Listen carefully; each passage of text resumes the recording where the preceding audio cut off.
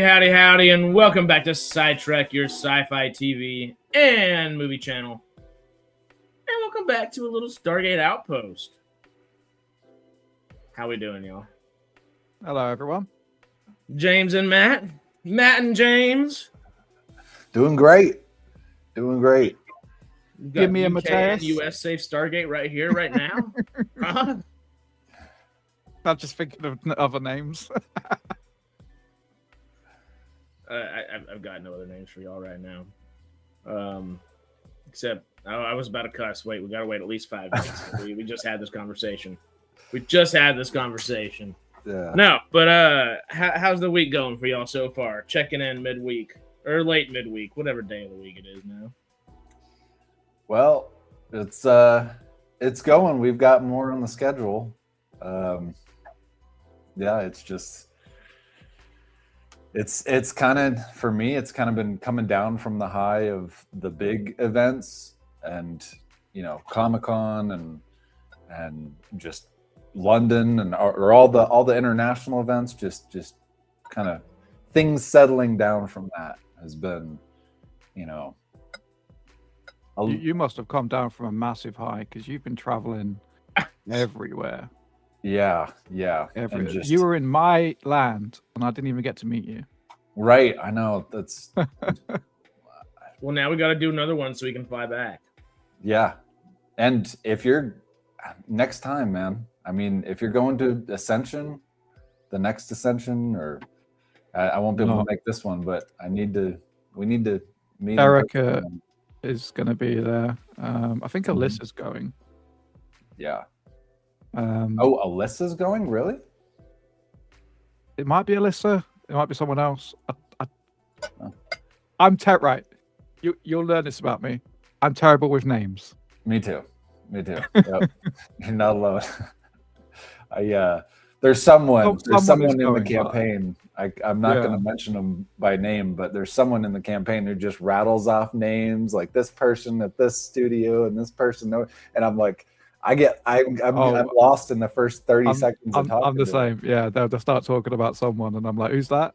Yeah. I have catch-up meetings with Darren, like Beth, and she starts talking about these people, blah blah blah blah blah, and I'm like, "Who's that? What's that?" Blah blah. I'm just googling people, just like, okay. Give me a face or like a picture of their avatar so I know who you're talking about. That would be super helpful. Yeah, when we get like Neuralink together, and that's what we need, is just when somebody thinks of a person, they just flash an image of their face and okay, there we go, and then we all be on the same page. With a short bio of like what they've done, so we can like be like, oh, they've done that. Yeah. Okay, yeah, I know who that is. Yeah. But when it's like Michael and Mike, and then you're just like, wait, different people, or hold up, and then because there are a few people named Mike that are relevant, and I'm just like, I get lost. It's more confusing for me, especially in the campaign chats that we have. People start talking about people via their first names, like their real names. Yeah. And I know them by their online names, their usernames. Yeah. So they're like, oh, Linda is doing this, and I'm like, who's that? Oh, Gategabber. Oh, okay. Yeah. Which it's good. It's good. We're getting on. We're like using people's real names, but then the fact that we still have their Discord name or whatever on that's just, dang it. We just I've purposely changed my name on the Discord to Matt. Yeah. That was a good move. Confusion. That was a good move. Otherwise, it would be no signal, and then everyone would be like talking about no signal. Well, I'm still when I at you, the last time I added you, the last few times, I look up Matt and I'm like, dang it, wait, it is no signal. There's a lot of Matts. There's a lot of Matts.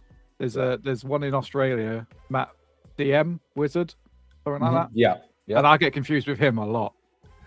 Great guy. He's a great guy. Is he a tech wizard as well? He is a little bit. Yeah. This makes sense. And he's on the watch parties a lot. So, yeah. He's helping, I think. Right. So this is an update. Actually, no. I don't even know if I can say it. You could type it in the chat here, in the studio chat, right? Yeah. Or just the idea in this. pass it by, see if we get the approval from Mr. Banner himself back there. I'm in a group about this thing, and I don't know if we're allowed to talk about it. Huh. Jake was like, "What are you talking about?" Yeah. I got added to it randomly. I guess because I'm a nerd. So if you're a nerd, you might enjoy it, whatever it is. I don't. I would. Oh yeah. Then yeah, sure. Sounds. We can talk. I don't about see a it. reason why Okay. we couldn't talk about that. Yeah. So we're trying to put together. I'm not putting it together, right? I'm not taking any credit. The only thing I'm going to do, if I do, will be the technical side of it. But there is a. How do you even explain it? Dungeons and Dragons, but Stargate themed. So there'll be 6 or 7 people Uh-oh. on You stream. just I hate pissed myself off for doing half the that. audience. 6 or 7 people. Fucking hell. Anyway, And we're doing like some sort of role play sort of adventure thing, and it sounds really cool. I don't think it's the tabletop RPG, but it's similar to that with Dungeons and Dragons elements. There'll be a game like Linda's calling herself the game master, not dungeon master, because obviously it's not a dungeon. But that kind of thing. and digital. Yes, it'll be streamed. Oh, really? So I think, yeah. So I think the plan is, I don't want to get this wrong because honestly, I got added to this group. I think Jenny added me.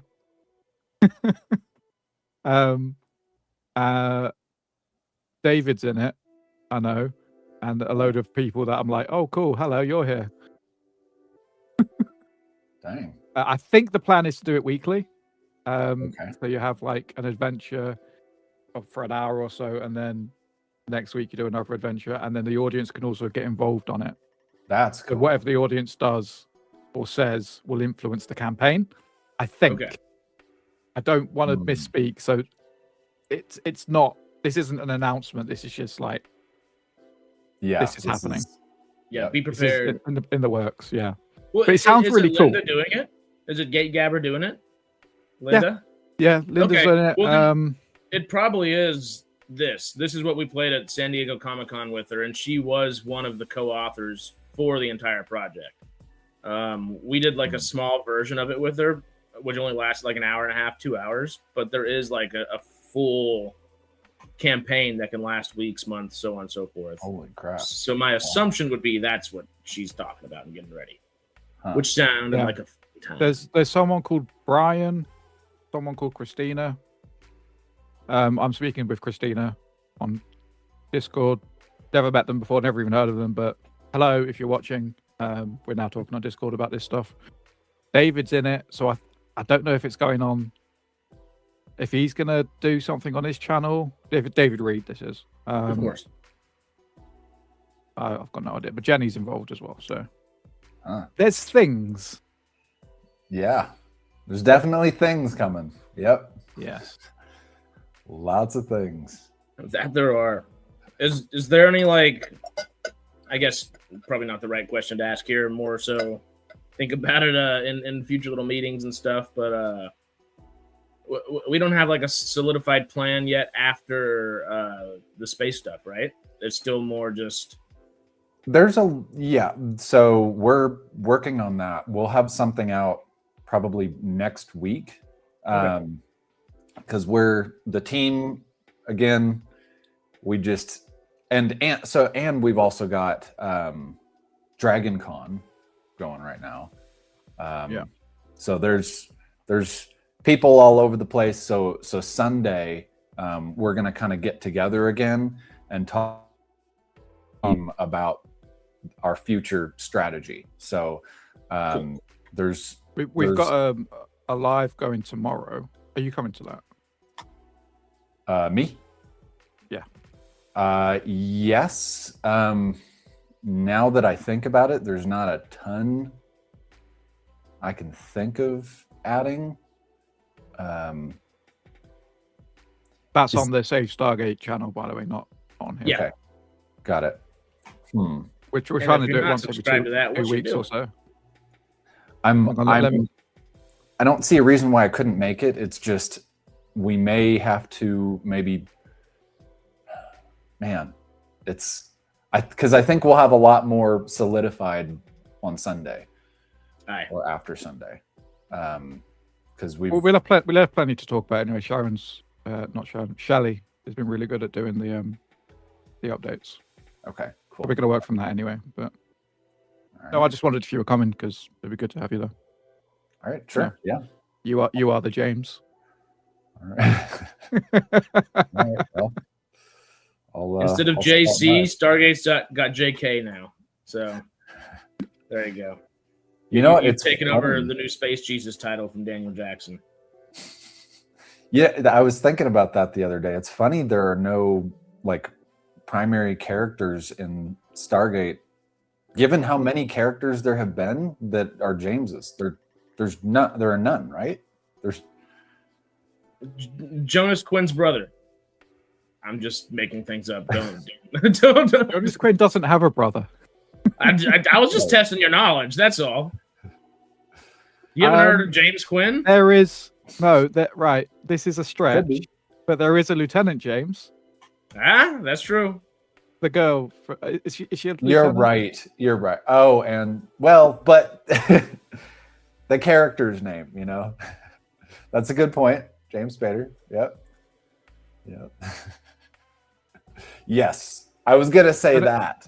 If anybody's gonna be Stargate Jesus, it would be you, Harris. Get with those locks. Hey, well, one step at a time. I finally just watched it, so they got to be down. But James Spader, you are the Daniel Jackson. If we're finding a James in Stargate somewhere, you either get to pick a random lieutenant or James Spader. Choose wisely, sir. Yeah. Well, the James that I mentioned isn't a random lieutenant. It's one of the main characters from Stargate Universe. Yeah. Oh, that one. Okay. Vanessa. I don't know why I had Lieutenant Tyler come to mind. That's not James. No. Wrong one. Lieutenant Tyler. How much of SGU have you seen? Do you need to join the watch party with James is not a character I think of when I think of SGU off the bat. She's great. Right. I love Stargate Universe. It's one of my it's probably one of my favorite ones. I think Rush it probably is still goes my favorite character. SG1. Really, SG1's number one for you. SG1's number one always. So Atlantis is last. Dang. I don't know. It's a toss-up because I love Atlantis. Watch out.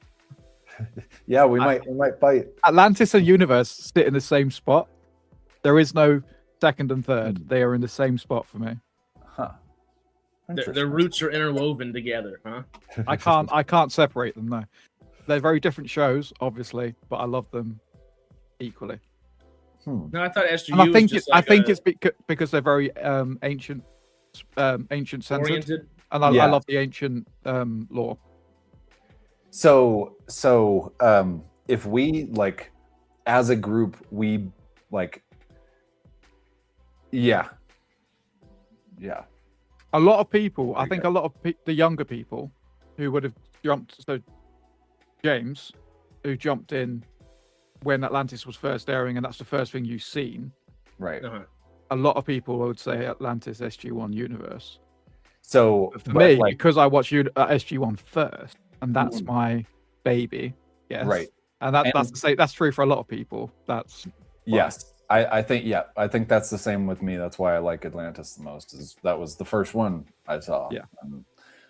But if we did as we continue to grow the community, when we start doing cosplay stuff, or we start because it's way easier to have a costume for Stargate than it is for Star Trek or Star Wars. You got to make something, or you got to have I guess maybe not Star Wars, right? You could just have a toque or whatever, right? And just a brown rag. Brown robe, bathrobe with a hood. Just said is true for me. Is it like your first Doctor is your favorite? Yes. Yeah. Because Christopher Eccleston to me is my Doctor. Right. Who was the radio doctors from the past? So it went Eccleston, Tennant, Smith. Smith. Yeah, there we go. Matt Smith, Boldy. And if I was to rank them, I'd go Eccleston as my favorite because he was my first, then Tennant, then Capaldi, then Matt Smith. Yeah. And Oh, that's really? controversial in the Doctor Who community because people don't like Capaldi for some reason. I absolutely loved his run. He was fantastic. Interesting. I love the Tennant. older Doctor. Everybody loves Tennant though, nonstop, right? It's David. They Tennant. do. They do.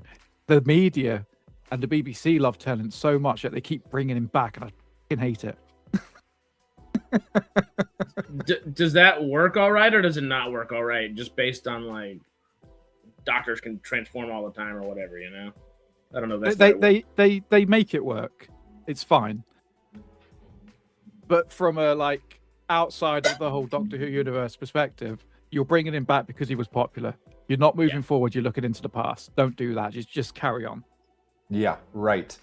Which is why I feel like we, for the future series or whatever happens with Stargate next, we can't be so nostalgic. Like I'm going to be kind of upset with Amazon, honestly, if they start nostalgia baiting everybody. Like it would be great to see RDA back and Samantha Carter. Like I want to see those characters back, but there you can't be so past looking. You got to look forward and build the future of the show. Yeah. And yeah, I'm going to be kind of disappointed that you can bring it back in so many ways that make it respectful to the canon, but also right. It's not nostalgia bait. Like you can just see them like where they are now, like as a cameo, and that it kind of fits. thing. Like with SGU, it was perfect with SGU having them. It was having him leading the Stargate command, and then Samantha as the captain of one of the ships. Like that makes perfect sense. Yep. Of the Captain Hammond. of the Hammond. Yeah. Yeah. Well, Matt has always hated this thought, and we've had this conversation over the last few years. When and if, there's many things I hate. Stargate were to come back, whether it's a film, whether it's a TV show, whatever. One kind of topic of contention that there's been for a while over on the old SciTreks is about bringing, I guess, specifically like RDA back. A good chunk of us have agreed, Matt has not been in agreement with us, that if they bring RDA back in any capacity, they should kill him off at the end of the movie or season or whatever to have an inherent passing of the torch and have a badass finale moment for him. And I still think that's the right way I do to go. disagree. No, I do disagree with this. I still think it's the right way to go. You can have a faithful, respectful passing of the torch without killing off the most beloved character in the franchise. Yeah. I think Sure, so. but he's been itching to. It would be such a beautiful bookend when this is the guy that's been trying to sacrifice himself for wrong reasons since the very moment we saw him. Right. Of course, at this point, it would finally be the right reason. It would be a beautiful full story, full circle. No, because initially with the movie, and you're baiting me. I know you are, just for content. I know what you're doing, right? But.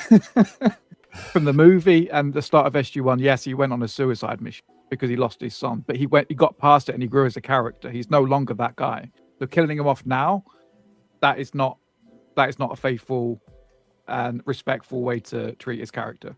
Well, it wouldn't be doing it for the sake of doing it. It would be doing it for the sake of saving probably a whole fleet of people, a whole planet of people. Yeah. It would have to be something. a beast way to die.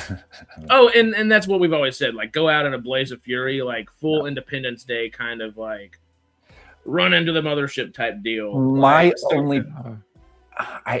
only problem is that closes the door to him coming back as a supporting character in any way, shape, or form, and that's limiting to the writer. In my head, my ideal situation for him is that he retires. He's got Sam. He retires. and that's it. We may hear from him from time to time, but he lives his life and he enjoys Right. it until he dies. Yeah, Like, he's fishing. he's done so much for the galaxy, for multiple galaxies. Yeah. Realistically, with if you include like the Asgard galaxy and stuff as well. Yeah. And he deserves peace. That's what I think. Yeah, I agree 100%. There's, you know, it's good we're having these discussions because we know Amazon is listening, and we are helping to give them a finger on the pulse of the community and what the community is not going to like, what it is going to like. You know, they're pushing back on Twitter, but we're making a lot of noise on Twitter, and I'm amazed how much noise we're still making on Twitter. We are just that platform is 60-70% Stargate stuff. It's absurd how much we have on there. But so it makes sense a little bit that they're pushing back, and any one person can be involved in that without, you know, it being aggressive towards the campaign. It is a little bit, but like there are tons of people at Amazon, and I know from big companies, the left hand doesn't always know what the right hand's doing. And someone says, well, just make this problem go away. And then somebody else is like, okay, well, I'll take that. I'll run with that problem. Silence them, you know, just make that problem go away. We have had a lot of people be banned from Twitter. Really? There's been a few people who just have their accounts muted on Amazon posts. That is not on, not in general, right? Not globally. But bans too. We do have, I think so. I think that's more for volume of posts, and that's a Twitter thing rather than an Amazon thing. Right. So we've got to kind of distinguish the two, whether it's a Twitter violation or just Amazon trying to suppress. Like they are 100% trying to suppress.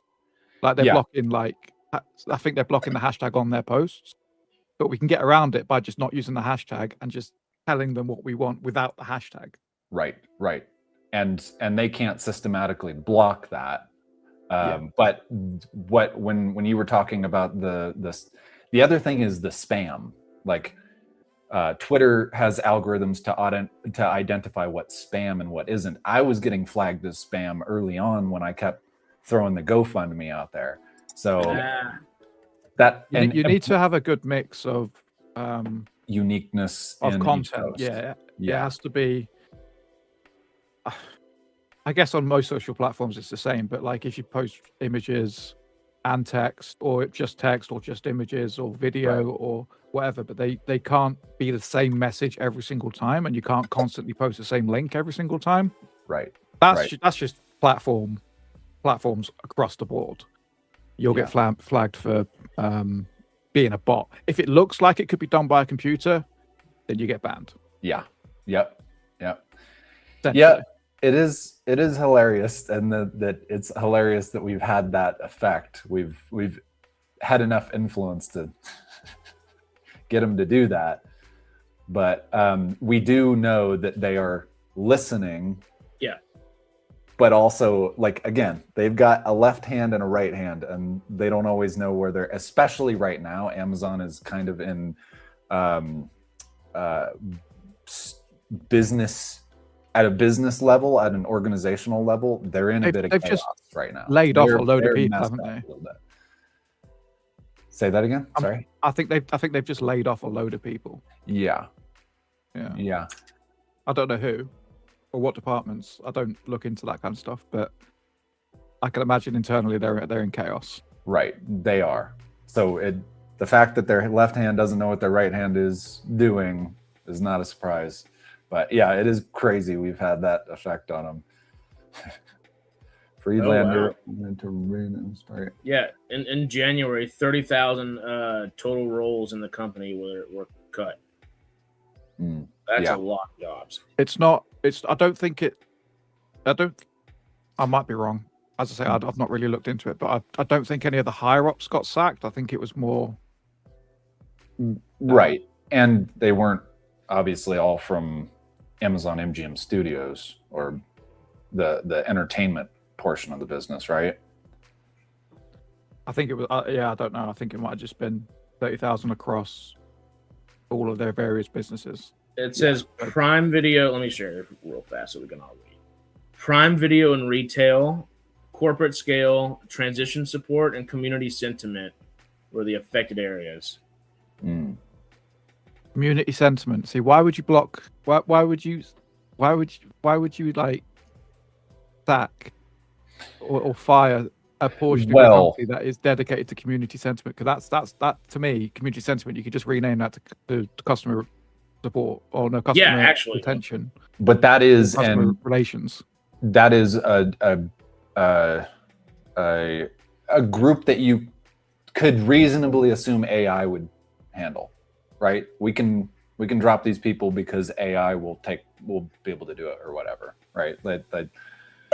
Yeah, it's the wrong move, but it's definitely the wrong move. You can't let AI. Right. Right. My favorite saying is keep it simple, stupid, but not that simple. AI is. Yeah. Yeah. It's a little much. A little much there. It's crazy. It's good. It's good as a tool. It's always been good as a tool, but it should be a support, not the foundation. Yeah. Very much so. And I think that's where a lot of companies are going wrong. And if Amazon's leaning more into that, they're not going to do well. Yeah, they're not necessarily seeing the full picture per se. And I don't know about you guys, but software, I've just seen so many more problems, and maybe it's my mind seeing mirage where it isn't, but I feel like I've seen software get worse. And it's like I can tell the companies that have leaned more on AI have just their quality of software has degraded, and not necessarily in that they're not building new features, but the features they are building are maybe the older features are falling apart. And I'm like, why am I the problem? I mean, I like, it's like the old spaghetti code kind of like in game development, like you get a new owner for the game. But best examples I can give is RuneScape or DayZ. RuneScape, spaghetti code all day long. DayZ, spaghetti code all day long. And then new developers come in and they're trying to add new features, but they can't because something from like 10 years ago is like fundamentally attached to it, even though it seemingly shouldn't be. Yeah. And then if you're doing this with AI, you just basically say to AI, hey, can you add this new feature? It'll go, yeah, great, I'll add this. Not knowing that it's messing up something that's 10 years old. And right. Yeah. And just break 5 other things. But at this point, I'm like, I don't know how much of the problem is me. Like, am I too old now? Am I just an idiot now, or is the software world really falling apart? But I don't think it's you. You're younger than me, so if you're the problem, then so am I. And I don't want to be the problem. Maybe we're all the problem. It almost if you feels just get like rid of all the users, you don't have any problems anymore, right? There you go. Everybody's a robot, finally. Right, yeah. You just have robots using the robot created tools to do what? I don't know, but what is it? Dead internet theory? Right. Yeah. Are you guys noticing like horrible, like you've got like 5 bars or 4 bars somewhere on cellular, but the internet won't work anymore. No service. It has to have Wi-Fi kind of deal most of the time.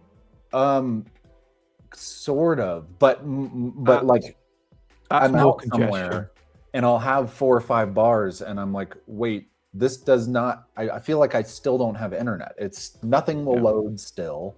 It's congestion on the network. They need to upgrade their infrastructure. Right, but this feels like a recent problem. Like I'm feeling this as of the last year or so. There's a lot more IoT devices connecting to all this kind of stuff, though. You still believe in the internet? That's just funny. What? That could bring us down a few rabbit holes there. In cold love. Like I don't want to be all like 5G this or 5G that necessarily, but like it's almost since not since 5G was introduced or whatever, but like if you're in an area where your phone only does 4G or LTE or something like that, it doesn't. 5G feel the is, same as it I did think, when- has introduced more priority. problems because it's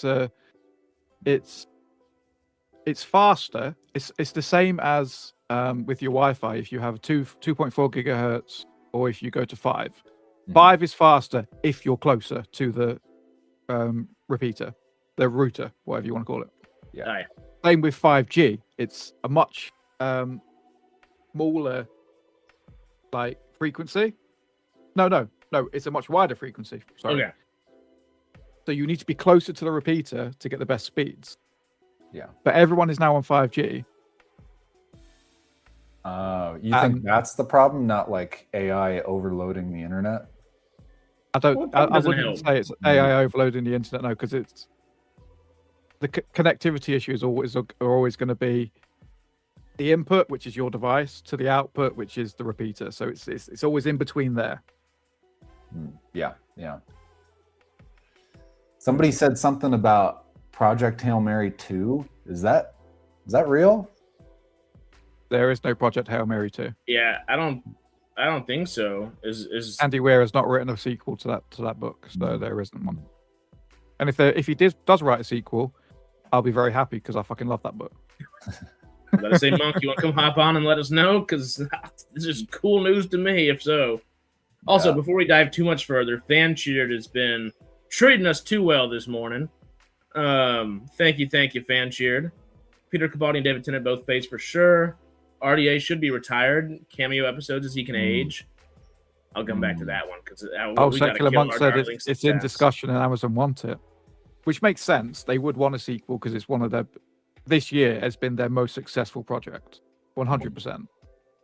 It's still, I think, the Which best makes film sense, that's been released. but Andy Weir would have to write that second script. If they don't have him write it, then we'll know they're really screwed up. We'll know there are huge problems at Amazon. Did you guys hear the Chris Judge statement a couple of weeks? It'll be AI Weir rather than Andy Weir. Game adaptations or which thing? I can't remember. I know he was at a convention. There was a video of him on a panel, and he was saying, the Chris Judge thing. Yeah, the Chris Judge thing was. I can't remember what was it about. God of War. He was talking about God of War, but he was talking about the industry as a whole. Yeah.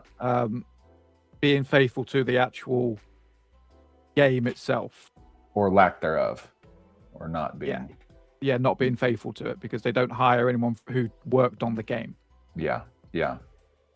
Well, so if they don't hire him to come back to write the second one, then we'll know they haven't learned their lesson. I think his message was kind of, there was an undertone of like, this isn't just games, this is like every kind of IP.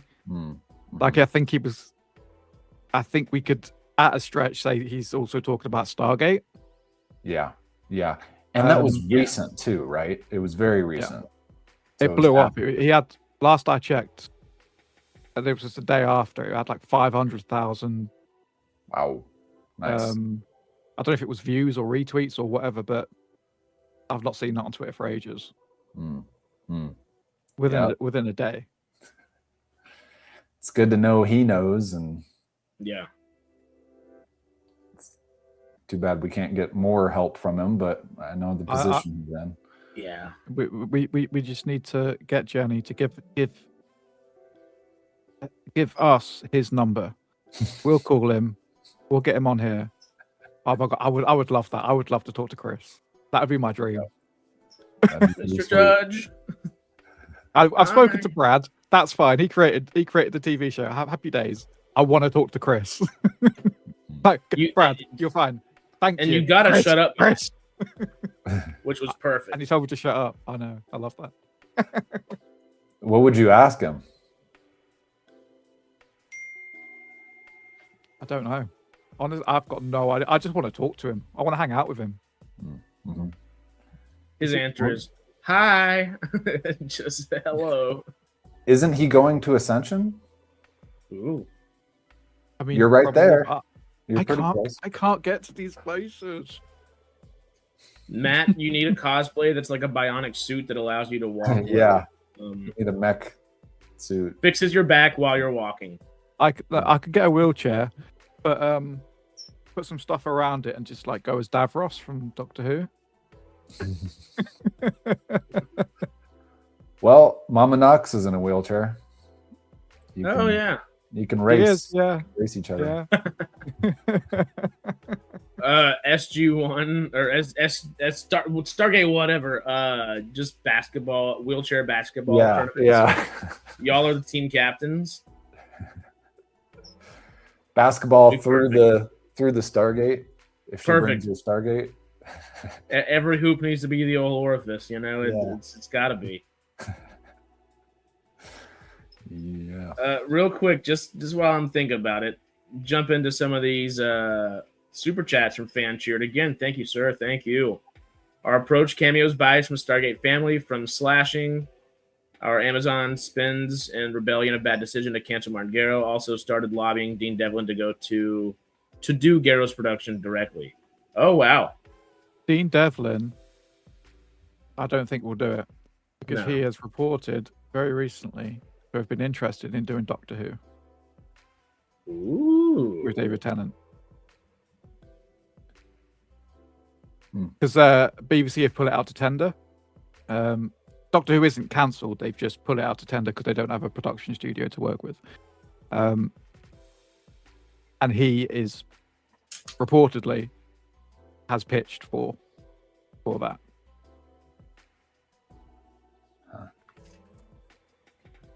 Real quick, Peter asked us a good question. Would you rather have new Stargate or something brand new? What do you mean by new Stargate? Yeah. And what do you mean by something brand new? Yeah. Like anything besides Stargate or new Stargate? Or because that one's an easy one. We want new Stargate, but also like new things too. Right. Could you hone it in just a little bit and rephrase maybe? Peter, can you just pop Peter's message out? This one? Oh, Peter Moore? Yeah. Michael Shanks and David Reed are doing a podcast and they're going to try and get on people. It's not, I think it's probably about October, they said. Yep. The first episode's going to drop. They're going to record a load of stuff in the meantime, but they're going to try and get actors and, producers, anyone that's been involved in Stargate to come on. So it is happening. It's just going to take a little bit of time for them to get stuff going. Mm-hmm. Secular Monk said, why not both? New and? The reason we can't do both is false starts. False starts are not good. And Amazon knows they have to do it right the first time, or else they got to wait. They got to do what Doctor Who's doing and just take a break, take a multi-year whatever. Who knows how many years they're going to wait, but a 5-year break just to get people to cool down from the mistake if they have a false start. So they've got to do it right the first time. So it can't be a like they could pull a Disney and just start shotgunning, but that is also the wrong approach. They could do that years down the road, but I would hate it because then that would tire everybody out from Stargate. That would be just too much. And Disney's turning heel on that in a big way. Right. They've actively been canceling even some of the better series like Wonder Man and stuff like that. No, that wasn't necessarily like a big piece of the pie necessarily, but they're not doing extra seasons of a lot of the shows they've wanted to do extra seasons for years, which is probably a good thing. Yeah, they've realized that strategy doesn't work.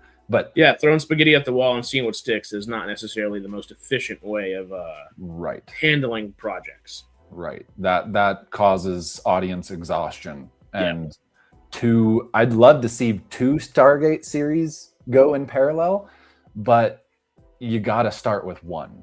Yeah. You got to pick one for 1, 2, 3 years, do it right, and then expand from there, because people are going to get burnt if it happens incorrectly, and then they're going to be like, I don't even want to tune in for this. I just check, unsubscribe me from this. They're going to get burnt, and especially with Amazon, with the fact that people are already a little upset with Amazon, like They need to do it right the first time to get everybody back on board, win everybody over.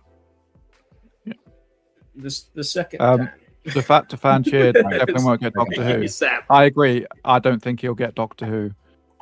But my point of bringing that up was he's obviously looking at other projects, and I don't think he'll want to do Stargate. I don't think he'll get Doctor Who. 100% he won't get it, but the fact he's putting stuff out to tender for other projects signals to me that he doesn't want to do anything with Stargate. Yeah, that ship has passed. That ship has sailed. Which, as much as I like some Devlin and Emmerich every now and then, it's probably a good thing to a degree. We don't need a Moonfall. As much fun as Moonfall can be. I enjoyed Moonfall. It gets shit on a lot. Like, it wasn't a good movie. Damn, it wasn't good a time. Good movie, but it was good to watch. Movie. Yeah, I saw it opening day in IMAX headquarters with a question and answer from Roland Emmerich, and that was a lot of fun. But it wasn't great. It didn't make it any better necessarily. I think that it made sense, but it was fun, and that's what I enjoyed watching it. I liked seeing obviously Halle Berry and Patrick Wilson. But I liked seeing I can't remember the actor's name now, but old Sam from Game of Thrones. Sam Tarley, right? The big guy. Yeah, I know what you mean. I can't remember his last name. Anyway, yeah. That was fun seeing him in another role. But yeah, we don't need another Moonfall anytime soon. Am I your friend there? Because it is true. It's one of them films that you can just turn your brain off and just watch it. You don't need to be like fun. Yeah, no. It's just sit there, popcorn, hang out, have fun kind of movie. Yeah. James said 100%. We got to figure out what he's 100%ing here. That. Yeah. Sarah's message right there. That makes sense. I agree with that. 100%. Yeah. Don't pull a Netflix. No. Yeah. Don't pull a Netflix. When the news came out, the rumor came out. I don't want to say news that Netflix wanted to take the IP. Shelley's just messaged, so I just read that. When they wanted to buy it off of Amazon, blah blah blah, I immediately was just like, no, please, because as good as that sounds on paper, they'll pay for it and blah blah blah blah blah. Yeah, they also cancel things after 1, 2, or 3 seasons. Like they don't really go past 3 seasons a lot of the time. Right. Well, and what's in that contract as well? Like, if you get 1 season, is it unavailable to get bought out or shopped out for elsewhere if they don't continue forward with it for another 3 seasons or the equivalent of 3 years, 5 years, whatever that might be? That just might push things back further and piss people off more, which is a high likelihood. Right. Yeah. I don't know if we should hang our hat on Garrow so much. Right. He's an amazing and talented person. But if Amazon has already succinctly said that Garrow's not the guy, we as a fandom should focus on Stargate rather than any specific individual's version of it right now. Yeah. It's tough to hear, but it is pretty certain at this point, and there are multiple reasons for it, but it's pretty established now that Garrow's not coming back for Stargate. We're in a good position to help Amazon find the next set of writers, and the writers for the Stargate Bible. Apparently, we're getting kind of word that there are a few people in Amazon who really like them and wanted to bring them on originally. The guys from The Expanse wanted to bring them on originally, but Garrow ended up. Yes. Mark Fergus Hogosby? Yeah. Yep. And The we're getting word guys. that there are a few people in Amazon management who really like them and wanted to bring them on originally. So there is the chance that they may jump on. Yeah. But that's something we've spoken about a lot in the past. Yeah. We've had rumors and stuff given to us on this channel specifically. Huh. And we spoke about that a few years ago. Really? And that was always really exciting because apparently, and again, rumor, but I think it was Mark Fergus in the room. It's the guy with the long hair. He was very, very passionate about specifically Stargate Universe and wanting to do a conclusion to that. Really? Huh. What does that know about? What's that shaking your head about, Harris? Oh, David doesn't want Mark Ferguson Hawk Otsby, but I can't wait for them to eventually get Stargate, do really well, and him to start loving them. So to me, right, they are two unknowns, right? Yes, they've done The Expanse. Great, fantastic, happy for you, right? Iron Man. Yeah, right. Really? That doesn't count because I'm talking about sci-fi. Cowboys and Aliens, Children of Men. Never watched them. Never watched it. I'm talking about. I'm talking about me. Iron Man's pretty sci-fi. Right. Iron Man's a little sci-fi. Like it's if you're gonna distinguish sci-fi from fantasy, fantasy is there's all this crazy Iron Man is sci-fi. Yeah. And there's no scientific explanation for it. Iron Man he's literally building a mechanical suit.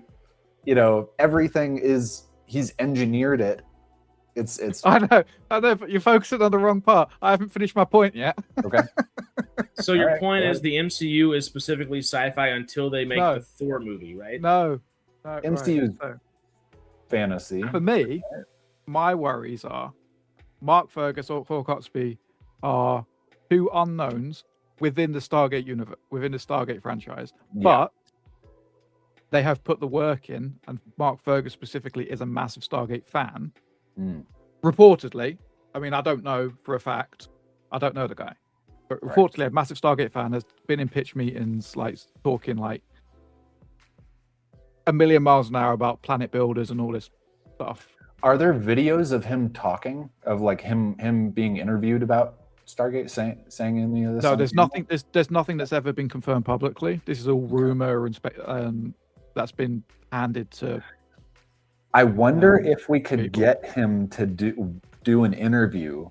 Just, I know it would be tough, but just to get his opinions out there and just to hear him talk, I think that might convince me, because what convinced me that Jarrow was a Stargate fan, and we need a Stargate fan, we need a Stargate nerd to be writing the next series. But what convinced me that Jarrow was at least a Stargate fan was hearing him talk on camera and seeing that he's a nerd. So I don't know. I'm not knowing these guys at all. I would love to hear them talk and be like, oh wait, he kind of is a nerd. If he is, I don't know. That's kind of the point I wanted to make. They are unknown within Stargate, so no one knows what they're like. And even though it's been reported that they are massive Stargate fans, that to me is exciting.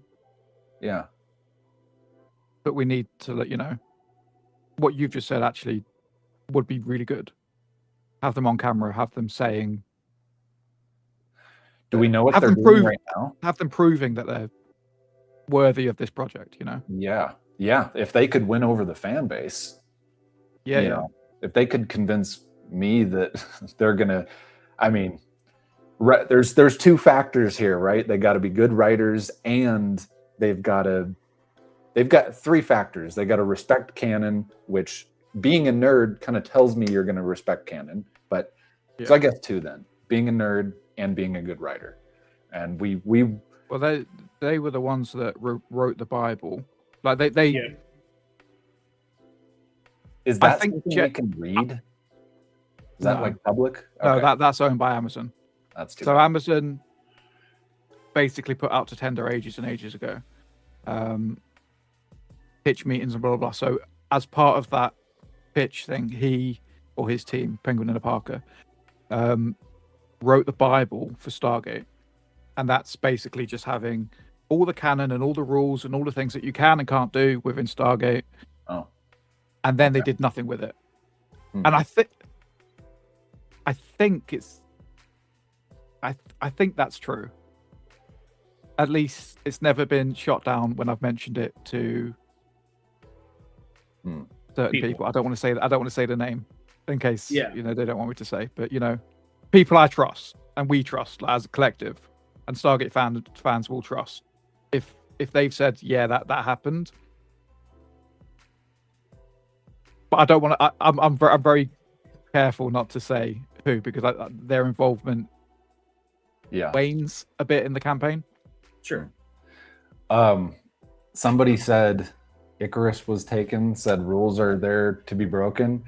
I just gotta say, I was a lifeguard, and I had a woman who, with her 3 kids, didn't want to leave the pool with lightning, and her rationale was rules are made to be broken. And I'm like, wait, there's lightning coming. You want to stay next to this body of water? Are the lights at an intersection? Are those the kind of rules you want to break? When you're driving through the intersection, you want to. That's all I'm saying. But she said, if we're going out together. Swimming and smiling. Uh-oh. She did not want to leave. She spent 30 minutes there. She was fighting with us, actively fighting with us. Like, I want my kids to be able to swim. Rules are made to be broken. And we're like, it was crazy. That was the worst customer experience thing I've had to deal with. But I was after that job, I've always felt for people in customer service. I always completely understand. I feel like whenever I'm mad and I go to somebody in customer service, I have to preemptively say, hey, I'm not mad at you. Yep. Let me make this clear. I'm gonna sound mad, but I worked in customer service for years. Oh, the public, I hate them. I hate them. I've got this thing, right? People, arseholes. A person, fine. Right. People collectively, arseholes. Especially the public, the general public, in shops. Yep.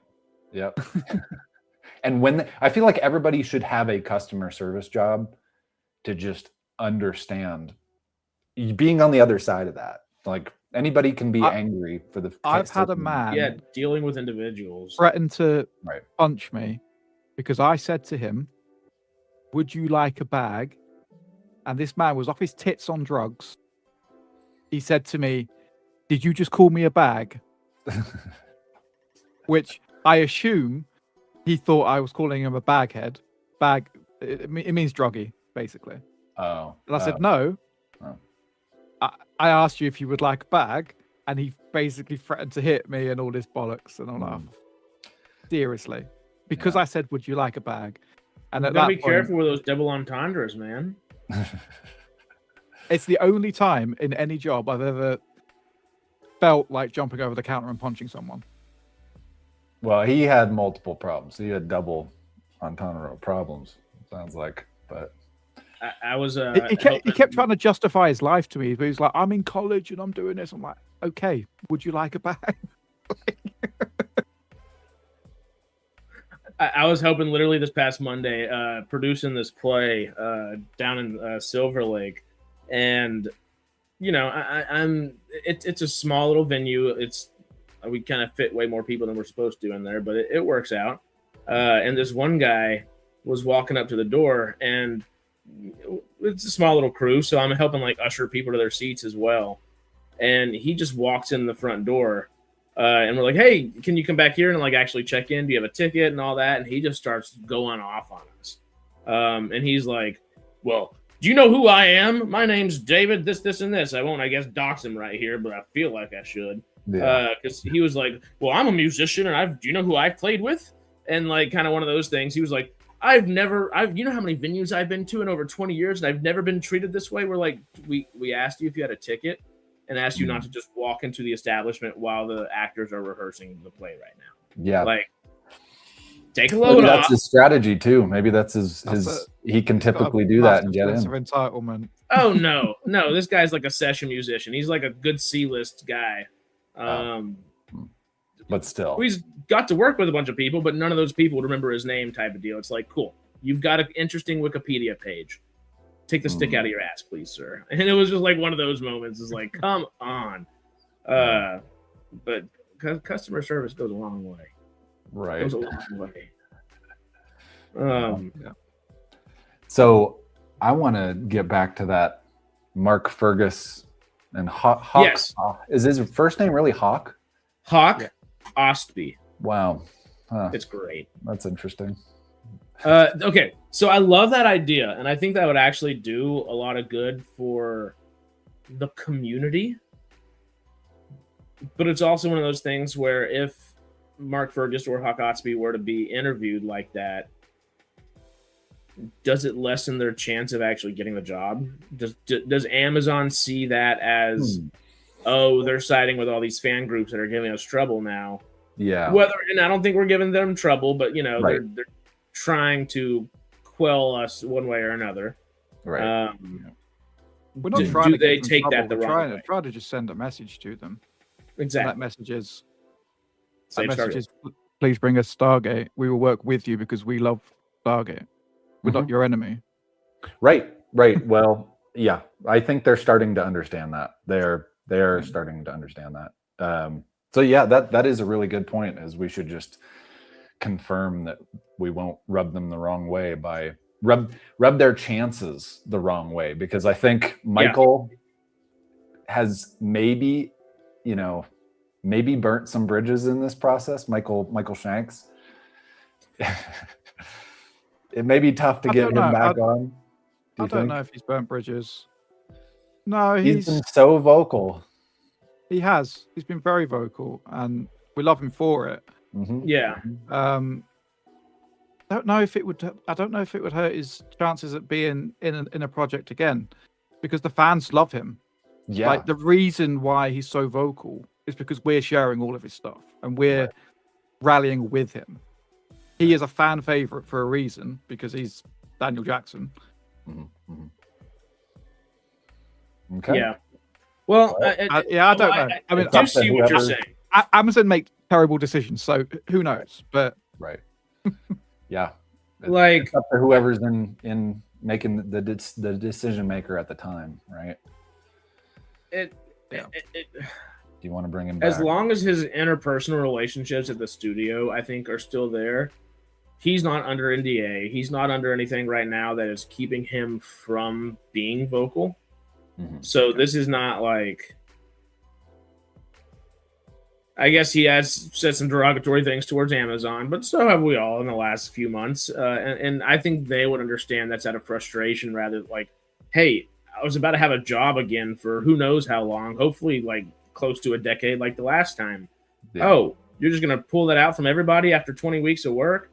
Like, I think even though, people's toes can be stepped on pretty easily sometimes, especially out in Hollywood, there's at least a level of understanding that, hey, he's just venting. A little venting frustration is never a bad thing. If he steps over a line, I think we would know, Okay. He's a smart guy. He knows what he can and can't say. Yeah, true. He toes the line, and yeah, very much so. It's good, but I don't think he'll ever cross it. Okay, all right. Well, yeah. Fingers crossed. All the fingers crossed. Yep. Yeah. Cross your toes, cross your legs. I want to hear more from Joe Flanagan. Yes. Right. Because this is public knowledge. He wanted to buy the franchise before Amazon's bankruptcy, and was going. He went through a whole thing, and then the bankruptcy happened, and then by the time it's a similar thing to Brad, when it comes to the other side of it, everyone had changed, and all the conversation that he had with previous people, they were no longer there. So it just kind of fell through. Yeah. Bad timing. I think it was the first They've had 2 bankruptcies, right? I think MGM. MGM. They yeah. had one, and I think they were on the verge of bankruptcy when Amazon bought them. So. Right. I don't think they were actually bankrupt yet, but Yeah. So the first There's a reason bankruptcy they I'm were talking selling. about would have been around 12, right? 2011, 12? 2012. Yeah, something like that. Okay. Yeah. That was the Um, big cancel Yeah. SGU. And then the Brad Wright one, where he wrote a script, that was 2019. Yeah. And then like a load of stuff happened.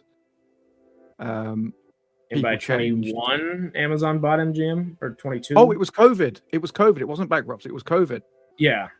So 2019, Brad wrote this script, was in concert with a load of people, and then by the time studios started opening up and blah blah blah, a load of people had left, and all of the people he was talking to as well, they'd already gone, moved on to other things, and he couldn't do it anymore. It just seems like a thing with Amazon. Like you have a conversation with them, something happens, and then all of a sudden the person you're having a conversation with is no longer there. So it's like, well, it didn't happen. Right. Yeah. Yeah, at that point, it's he said, she said kind of deal, and good luck with that. Yeah. Right. I said Amazon. I meant MGM, but yeah. Yeah. Yeah.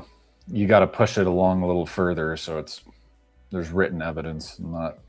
Yeah. He said. She said. Because I'd quite like that idea of him buying the franchise, because we'd get Stargate Atlantis season 6 at least. Damn right. So that'd be good, and I'd get more Joe. Actually, if he owned it, do you reckon he'd act in it? Yes. Yeah, for sure. Yeah. And he's just like, this is mine now. I can do whatever I want. Well, the question is, would he decide to take the front and center role like he did for his series, or would he say, "Hey, I have to executive produce all of this stuff now. Let me kind of take a step back. I'll be in it when I feel like it, and if you can fit me in an episode, I'll be there. But here's the reins," kind of deal, and let me kind of not puppeteer, but at least produce from the back. Would he be the executive producer though, or would he just let Brad do it? Well, if he owns it, there are multiple executive producers. That's not necessarily a one-person title, No, but that's what I mean. Like, would he owns it? Fair enough. He bought the. Let's imagine back in 2012, he bought the franchise. Would he not have just been like, right, Brad, Joe, you're hired, Paul, you're hired, all of these people, like you're all hired back. I'm still John Shepherd. Tell me what to do. I own the franchise, fantastic, but that was simply just so it doesn't get cancelled. Yeah, that would be nice. That would be ideal. That'd be pretty cool. I don't think he should be front and center. Yeah. Although I love me some Shepherd, and Shepherd's the best. Right. Yeah, I do agree, but you gotta help transition in. Like, so I found something funny. I was reading about this a couple of days ago, and so the time between. Do you know how many years went by between the first 3 Star Wars movies and the prequels? The 3.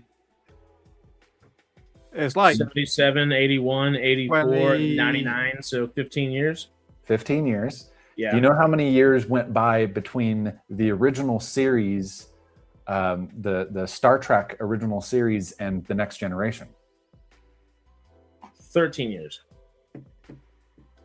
I think it was either 15 or 17, but okay, maybe not I have no the idea. original series, but I think there was some. I guess my point is the last showing of the original TV show. Okay, and you're not counting like the animated series after that for the next few years? Because that had 3 or 4 or 5 years worth of shows as well. Okay, yeah. I don't remember. I'm not as much Star Trek. Years. Me either. I'm just guessing. I think it was 15 to 17 years. We are exactly 15 to 17 years. And there were multiple fan groups for Star Trek and Star Wars who were prepared before the Next Generation came out and before the prequels, the other 3 movies came out, to capture fans and or not capture fans, but to be a landing pad for fans and to grow the community right after that. And so this is crazy to me, kind of how either this is a coincidence but we are in the exact same situation as Star Trek and Star Wars of a 15-year gap since the original and Doctor Who. Can we do better? Yep. Can we prepare the future of Stargate better than they did, having their experience, looking into their experience of how they, because I got into Star Trek a little bit because I got into sci-fi because my dad would put on The Next Generation. He watched the original series, and when The Next Generation came out, he watched that. He had that on TV.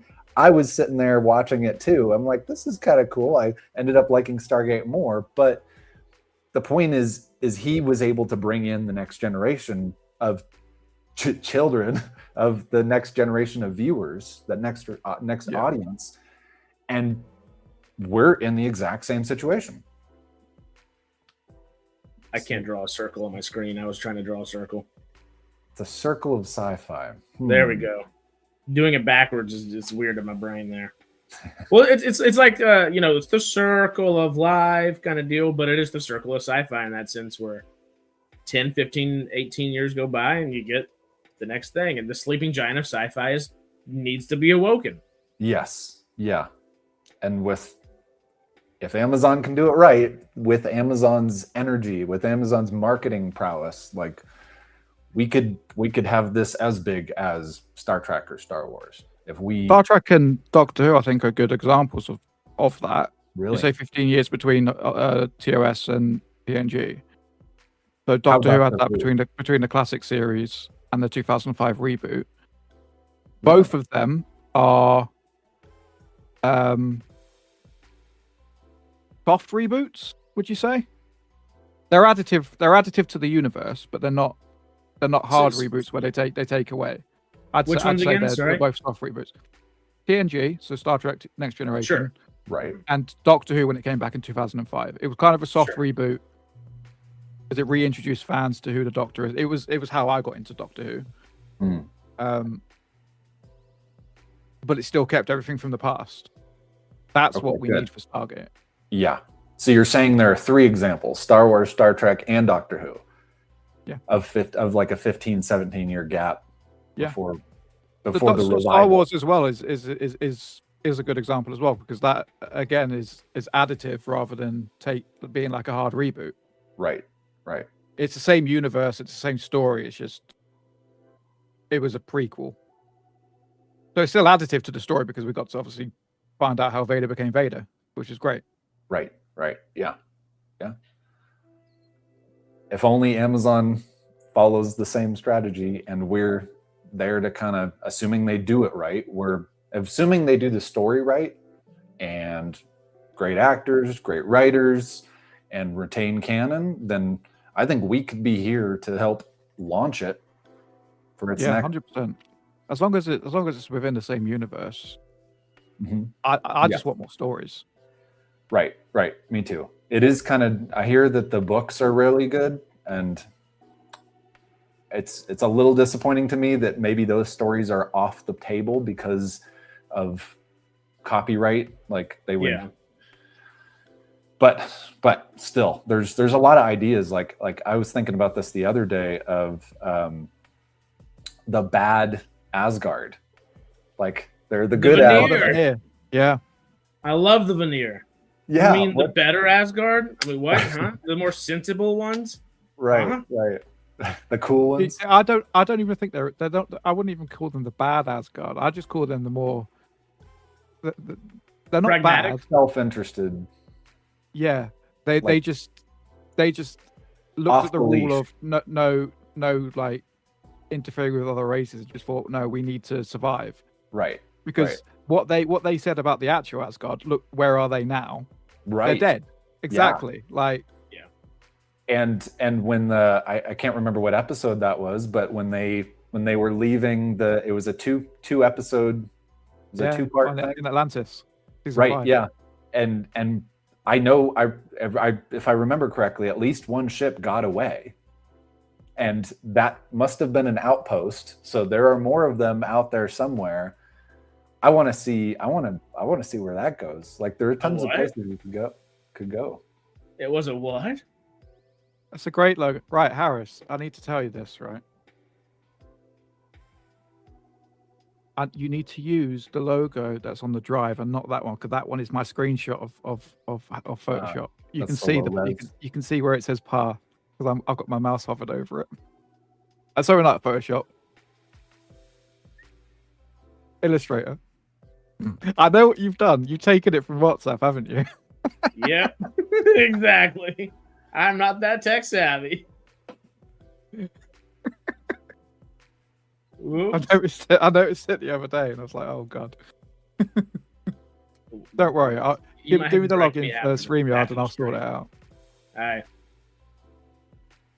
I don't know, that whole just last conversation just reminded me of a good old Bob Marley quote. The stone that the builder refused shall be the head cornerstone.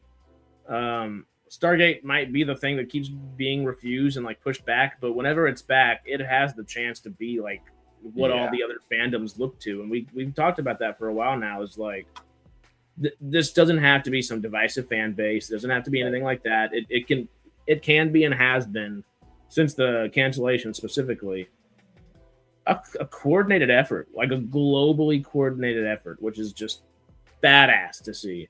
Yeah. And hey, if it needs the four corners of sci-fi right there, and it's the 3 stars and a Doc Who in there, we need that head cornerstone here. Lay that final piece of foundation, and let's get going. You know. Yep. We're ready. Yeah, I think we're definitely there are a lot of Star Trek and Star Wars fans in this community, but I think we are a little different in that we definitely. Yeah, I think we're just more willing to accept differences a little bit. I feel like that's something I've learned from Atlantis and SG-1, and Universe was kind of getting there, but if it had time to run, room to run. But bless you. Wow. Thank you. I'm gonna have to go because my food is ready. Ooh. What kind Do you of food? want to say one more thing to piss you off real fast? Don't piss me off. Please don't piss me off. What'd you say about killing your darlings? And it would still be a great idea to not have a 77-year-old RDA trying to just be trudged along for multiple cameos throughout time and just end it with a beautiful bang. We don't need multiple cameos. We just need him to appear a couple of times or be referenced. That's all it is. That was a couple of cameos. He doesn't need to keep coming back. We don't need to treat him like David Tennant. Like, reference him, respect him. That's it. Give him the beautiful send-off, and then you have Cam, you have Shepard, you have Lorne, you have so many other people to go back to. Obviously, you have Carter and Teal'c and all your main people too. But I don't know. That's one of the things that I would actually be very confident in Stargate going forward if they were willing to do something like that, because sometimes you do have to kill your darlings to move forward. There's a reason that saying is like as prominent as it is in filmmaking. Mm-hmm. Yeah, you gotta move on sometimes, and right at a certain point they're past their acting prime, and you gotta accept that. I would, before making a decision, I would want to see him act again. I wouldn't want to see how much energy he can bring to screen, and if even before that, it'd be in the contractual stage of, hey, yeah, that's tough. Are you willing to do this? What capacity are you willing to put at a Stargate still at this point in your life? If it's not going on stage and saying a few words and hopping off and hitting a nice hotel, and is he wanting to only stick to cons at this point, get a couple extra bucks, enjoy the community that he's built and been a part of for a few decades at this point? Or would it be, I want to be in there as much as I can, because I don't think that's the case, because we saw the end of SG-1. He was over it a long time ago, and not in like a bad way. He wasn't like over it, but he had a life to live and had to move forward. Yeah. Right. Yeah. I really have to go, so I'll be back. All right. I won't be back. How See you You later. won't be back? No, I won't be back. Won't be back See today. you Sunday, maybe. I'll see you all tomorrow for Stargate Right. updates. Damn right. Live Stargate. What time is that so people know? Ooh, Yeah. Probably about 8 p.m. around about now. 8 p.m. your time. 8 p.m. Noon. So it's 8:15 for me now. So whatever time it is for everyone now, Got take it. away 15 minutes. Noon, So- West Coast. Noon. Yeah. 12:15, 8. Something like that. That's usually what we do, but it could change. We'll let you know through socials. Okay. All right. Peace out, Matt. Cool. Enjoy your Cool. food. See you later, everyone. See ya, brother man. Yeah. I would He's still gone now. Okay. Now we can really talk some crap about So it. kill RDA in the first 5 minutes of Yeah. So are you saying that you think he would have to be, the contract would have to be written out before the decision is made whether he would be killed off or? Oh, 1,000%. Yeah. If he's coming back at all, a contract is going to be made before. He's not And there's being no way to to camera. have a super short timeline on that contract. Okay, well, one season, we'll have him there for 10% of episodes for the first season, and then have a deadline of that this contract expires first season. Is that an Well, option? yeah, that contract could work Okay. in Okay. any number of ways. Any number of ways. You're just saying something with some sort of contract. I guess I'm trying to utilize as many context clues as we have, mostly just being, season 6 through 10 of him, more 7 through 10, whittling his time away from the actual show, not wanting to be a part of it, willing to come back for every now and then maybe in SGA, but it's not like he had more than 2 appearances in SGA. Still loved his SGU. appearances though. In Oh, they were great. But I mean, that plus 15 years, I don't know. I see your point and I see Matt's point. I would want to see him act first. I would want to see him on screen again first before making that decision. Well, and that also put the context clues of if he wanted to still be acting, he's MacGyver. He's Jack O'Neill. He would have been acting the last 10, 15, 20 years if he really wanted to still be acting. Right. And I don't think that has ever taken the ability for him to act away because that dude's charismatic as can be. Right. Yeah. So I don't think logically he would sign on for a full season of TV unless it was like 3 episodes and like 1 in the beginning, 1 in the middle, and then cool send off at the end or something like that. I don't think he would want to be, let me have 3 cameos for the first 3 seasons or 4 cameos per season and have it be the first 2 or 3, whatever that might be. It would turn into bed watch at a certain point. And all the other actors are a little bit more not capable per se still, but yeah, youth they still have some youthful vibrance to them. What's bed watch? What does that mean? I think it's like a joke on Baywatch, but Bedwatch is also he'd be sitting in his bed acting essentially. You know when you get like the elderly in a TV show or a movie and they might be sick or something, or not even sick. They'll make an excuse to keep them in a bed or keep them in chairs or keep them in a certain place. It's not like you can have those actors actively Top Gun 2 adventuring. A goose, or not goose, but Top Gun 2, what's his name? Iceman, Val Kilmer. Iceman, yep. His situation where he was, and he was acting with his real health issues. That was insane. Val Kilmer. Yeah. While I'm angry at his estate right now for licensing his entire image to AI the way they have, it's annoying.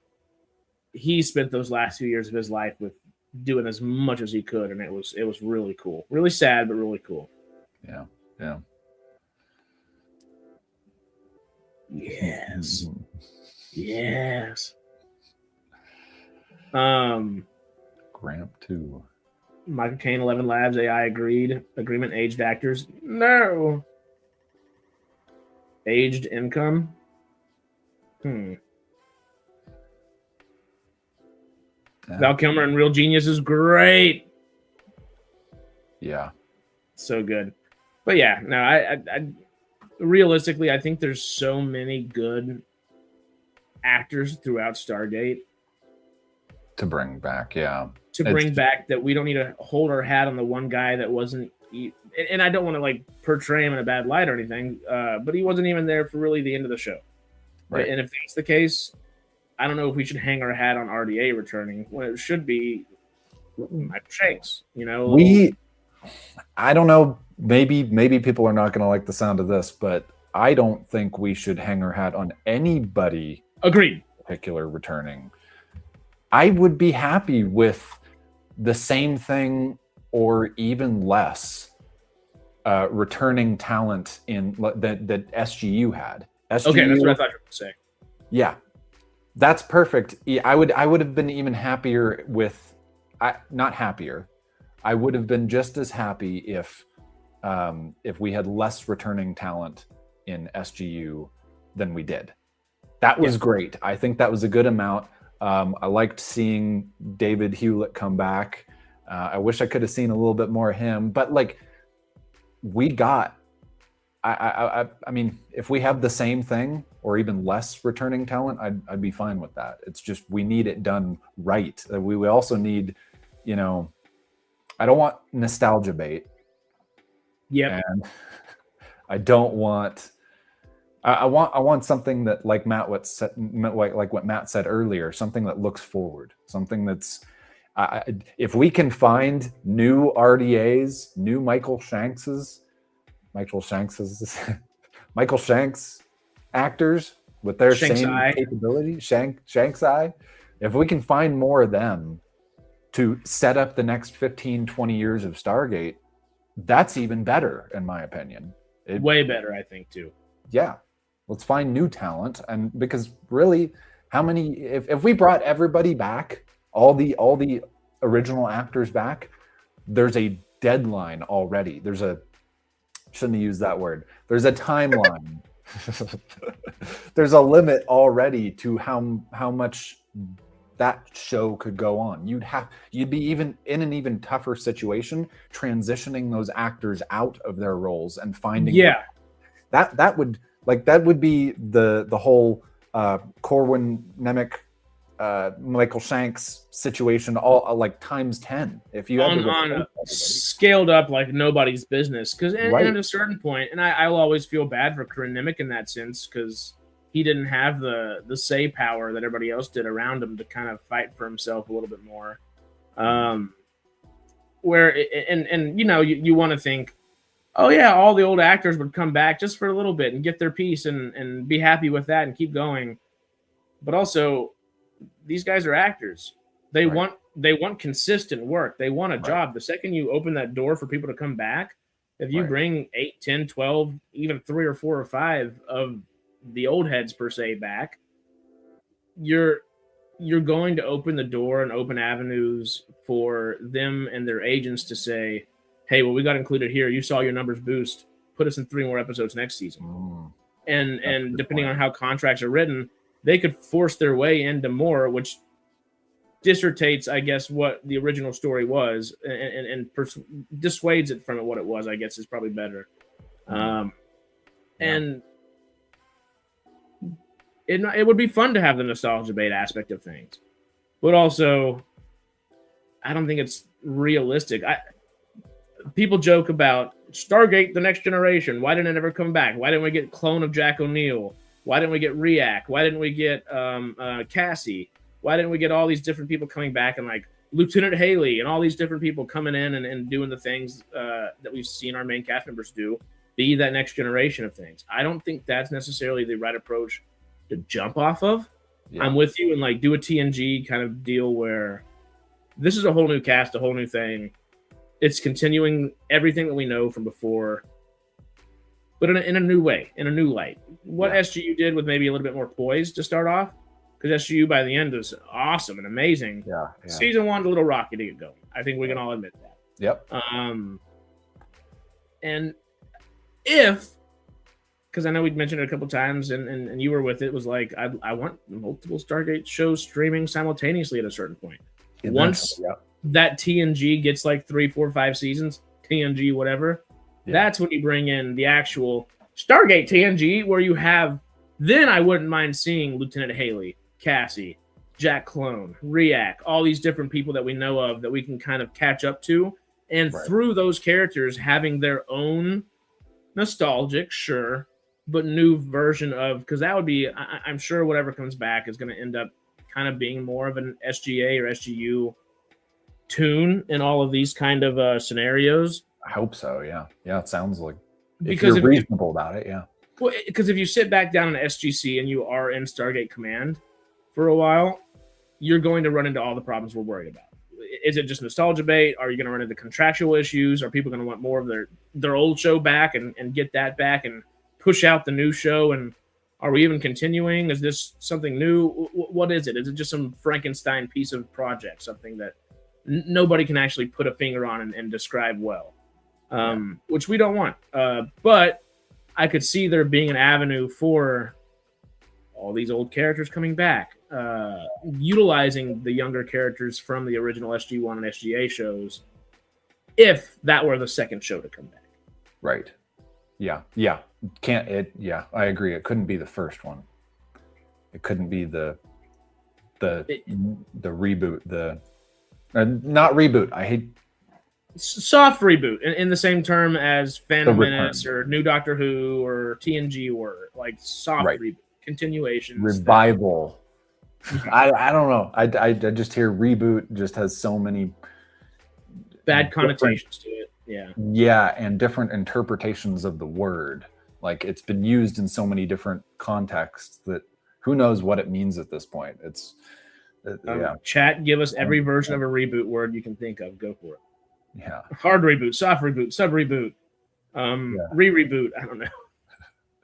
But for the return, yeah, it has to. It can't be all the old actors. It has to be a new. I guess I'm also just there. SG1 was the only one that was based on Earth. Yeah. Atlantis was kind of a ship. I mean, it was literally a ship, but it was in the same way SGU was a ship out in space.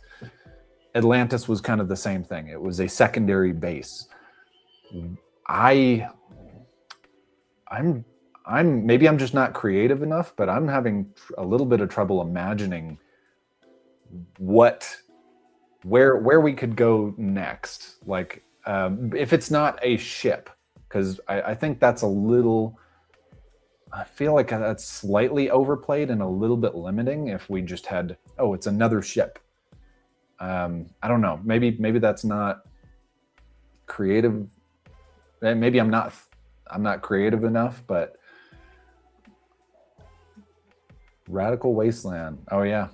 Come join us. If Sarah's got to go, bye Sarah, but also come join us tomorrow and tonight for the Silo watch party. We'll get to all that. But I'm with you. What was the last thing you said again? Sorry. I'm trying to imagine. I'm trying to put our. Oh, okay. Never mind. I got you. Views of the writers, like ships have been done. We did 2 series of ships, 2 series with ships, essentially. The two, because I like the idea of it being an adventure kind of focused thing again. Right. It's just it'd be kind of hard not to do ships in a certain sense, I guess, but also it'd be fun to have like an established home base plus ships, kind of like Stargate Atlantis was, but maybe some bigger ships like Destiny. The 2 easiest ones I can think of would be go to the Andromeda Galaxy and figure out something there. That's a neighboring galaxy that we know there are planets that could sustain life per se. Yeah. And if we have the technology we have within the Stargate world, we can utilize that to get there a lot faster and actually figure things out. Yeah. Figure out how to dial into that.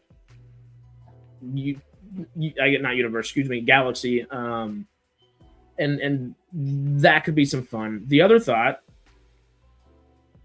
like a beta the site Ori that gets were cut kind off. of wiped out. Is that where you're kind of going? Which Or thing? like No, a I mean, beta site in the Andromeda Galaxy? I'd almost like a similar thing to Atlantis, where, hey, we're all going over here. This whole group of people have to do this. We're going to establish this base in this different galaxy, Right, but maybe not be cut off. Outpost like with Atlantis. Is that A what? Had to. Sorry about using the wrong on that. You find somewhere to hang out. It's something like that. Shanna's Harper in the Andromeda Galaxy. I like what you're doing here. Oh, I guess I've never seen Andromeda. That could be something too, but still. The other thought that kind of comes to mind with something like that is utilize, find an alpha site out there, something like that. The other thought is some risk of they're kind of cut off a little bit, like with Atlantis. Well, yeah, I mean, both actually, Atlantis and Universe they were cut off. That was the risk. That was I'd like to see something like that without them being fully cut off. Have maybe like maybe not a direct dial-in number to SGC, but have something like Midway or something like that where you can keep going and that's semi-reliable and that way it's not the exact same thing, just recycled. That way you can get. This is when it goes right, but also what happens when the right goes wrong. Right. They could twist that for the story's sake of, well, now we don't have a line of communication or supplies for a little bit. What risks does that bring with it? And that's a good point. That's a good point. It would probably be overplayed to have they're completely cut off, like with again, third time's a charm, right? Fingers crossed. So the other thought that I think would be pretty easily done, just with the context of SG1 specifically at hand, is why don't we go to the Ori's galaxy and finish them off? Not finish them off per se, but literally we helped an entire galaxy be rid of slavery from old hold. Essentially the same thing with the Pegasus and the Wraiths. We were trying a little harder. That might have been Stargate's Vietnam in a little bit. That wasn't completely won. There's some iffiness over there still. That's a good point. But they could return. The Ori's galaxy, I would be surprised if the humans, the Tauri, were not, if they felt satiated and comfortable with leaving the Ori where they are. Hey, if they're gonna go over there and recollect their power over the last 15, 17 years, maybe. Right. Yeah. Maybe we've been doing the same thing and we're ready to take the battle to them this time. Yeah. That you just made me think of something that I'm not comfortable with, which is the Ori. No, well, you definitely like the Ori more than I do, or like them as an enemy. I'd love to know why, but I feel like it's been brought up a couple times of a jump in timeline more than 15 or so years of, hey, this is Stargate, but 2050, and I don't like the sound of that.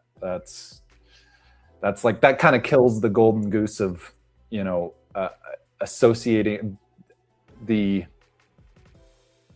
can empathize, you can imagine it in today's world. I feel like we need that, and that would kind of kill that handle a little bit. I'm scared of that. I don't know. How do you feel about that? If it were like a Stargate 2050?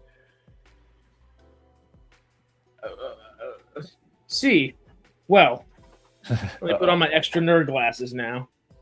Sarah and I did that at one point. I think I've joked about it with you a few times, because there is this one Stargate show that goes, I think it's either 20 or 27 years into the future.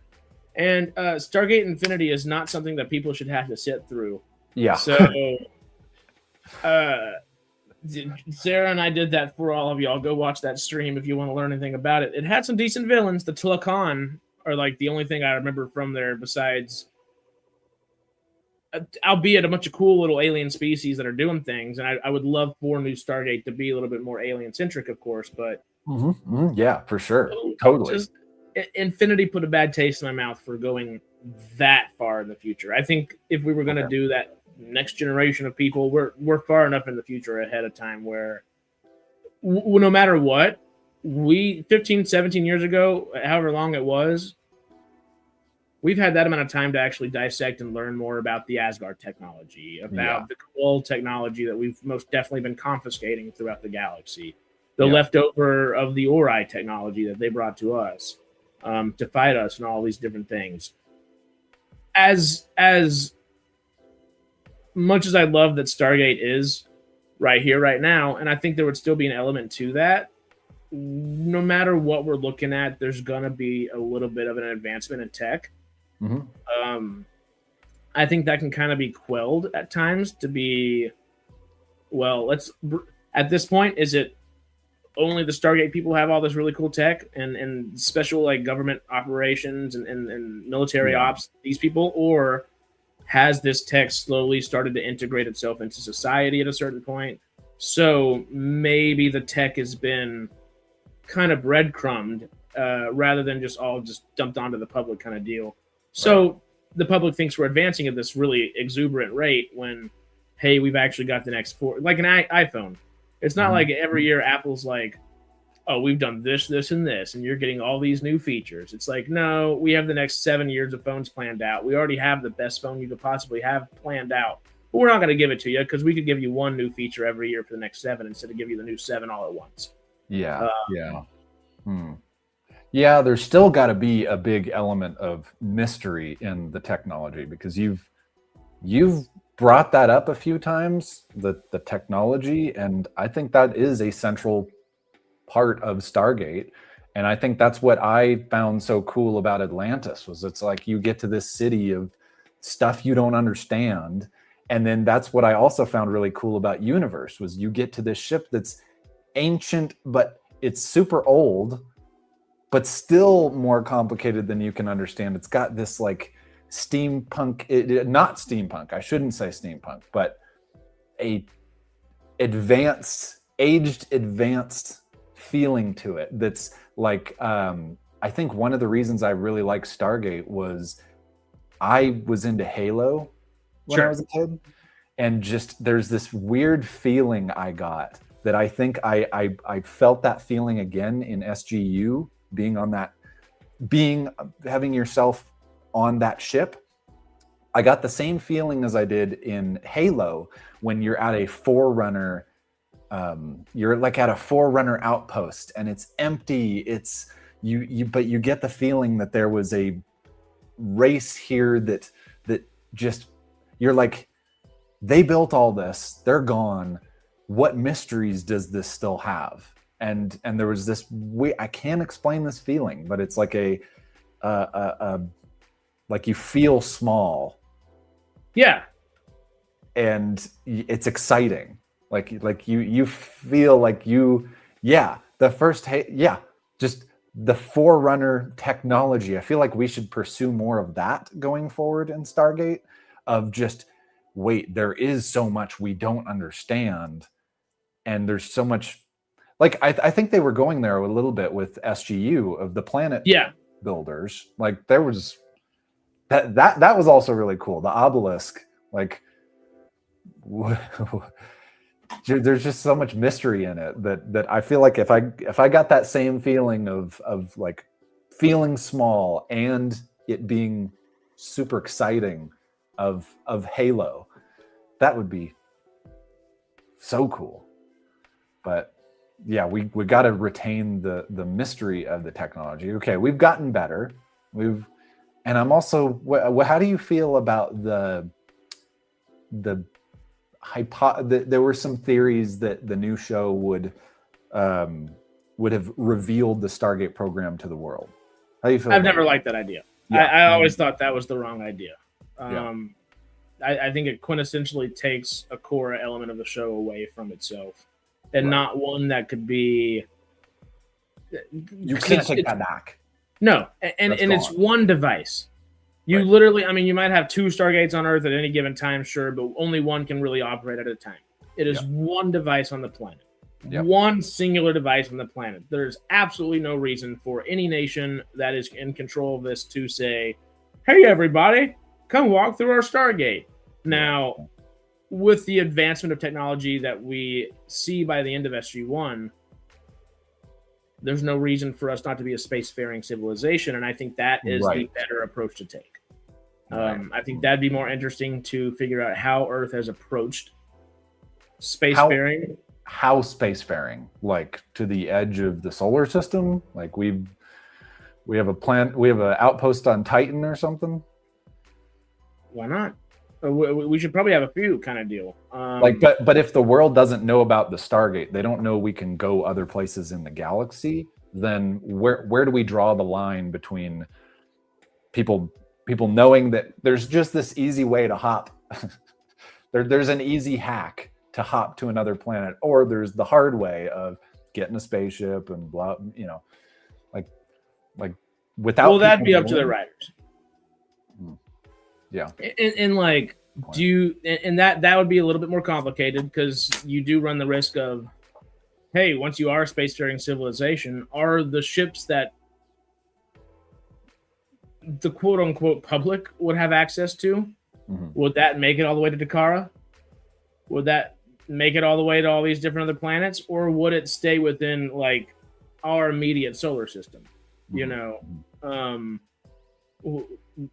Would humans typically only be able to go to Titan, only be able to go to Phoebus and Deimos, just to bring in like Expanse references, like the moons of Mars itself, Venus if we are over there, the moon. I know Monk just mentioned the moon and having an international moon base. Right, that would be sweet. I could see that with the story of people keeping the Stargate program a secret. That would fit with that. So there are other ways to operate it, and I guess whichever way the writers would take, they'd have to put not necessarily a hard line in the sand, but start with the hard line in the sand. So, hey, I could see if you start with a spacefaring civilization, by the end of either a season or the series or whatever it might be, probably a certain season, whether it be 1, 2, or 3 or whatever, that's when you would say, oh, wait, the public figured out, wait, why are people from Dakar are just able to pop onto our planet? They don't have a ship or anything. How'd they get here? It's something along those lines where, oh, wait, people can just transport themselves.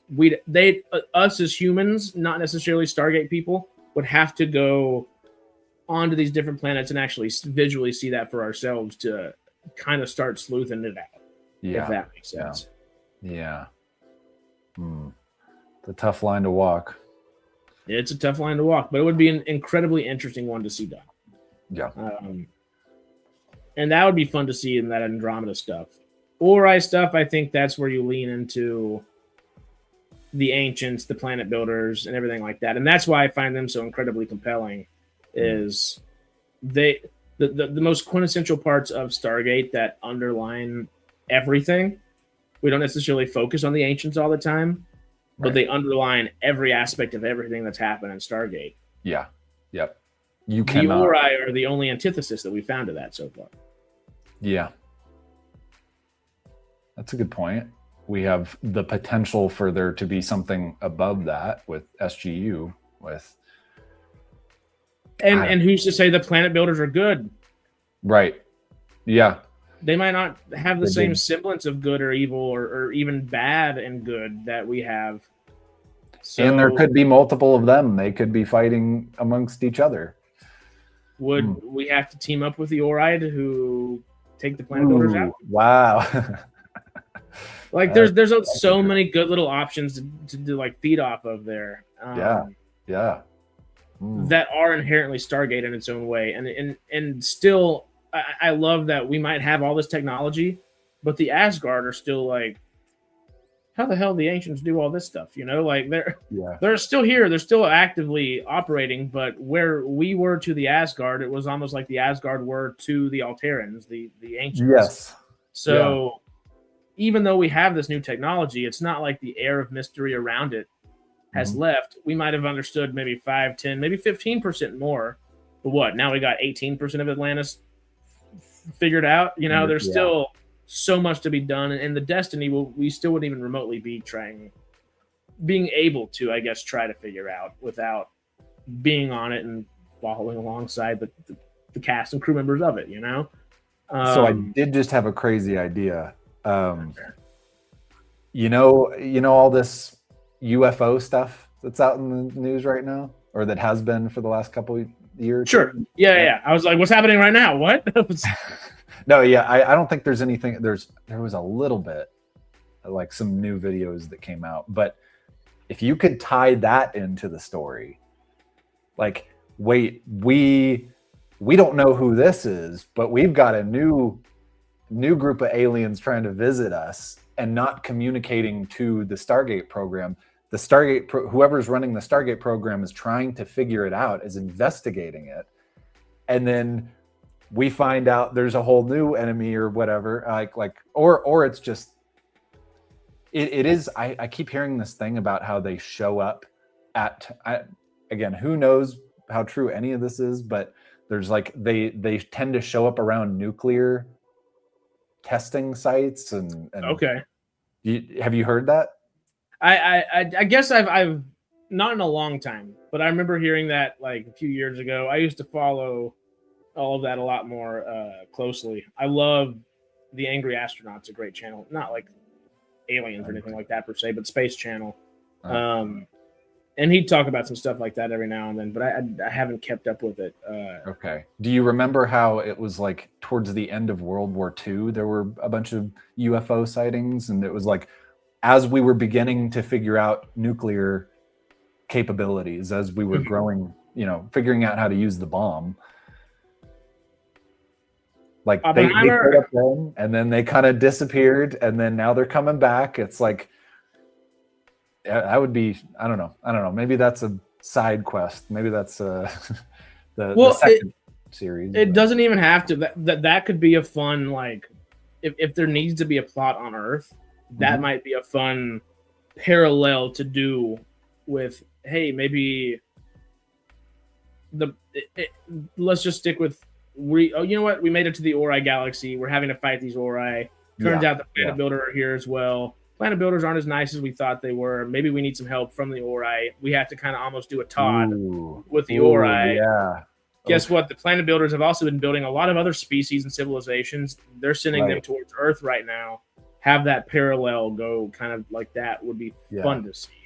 Adria was pretty sweet. Like, if she were our Todd, that would be pretty sweet. That would be really cool. Bring back Miranda Baccarin always, forever. She did not have enough appearances. But... No, but she did so good with everything she had. One of the queen of sci-fis, of course. Hallowed are the Ori. I had a thought and it's gone. Trying to remember it. UFOs. Oh yeah, that's the one. But where'd the thought go after that? You said UFO, and it was like, there's my half of it. How they showed up after nuclear testing began, or the sightings or whatever, World War II, and then they're kind of coming back now. We're investigating them. Then we got to team up with the Ori to. Yeah, maybe that was just it. I don't know. My brain just got kerfuffled after Miranda Baccarin. I started thinking, because as will happen. I get flack because I saw her on the Sony lot at one point. I was just like walking back and forth from a job, and she was like walked right by me, and I just went, "No way!"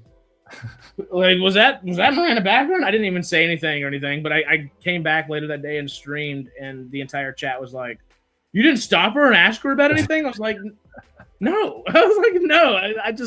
I didn't even realize what was happening until I went. Right. It probably happened too fast. I'd be like, wait. Whoa.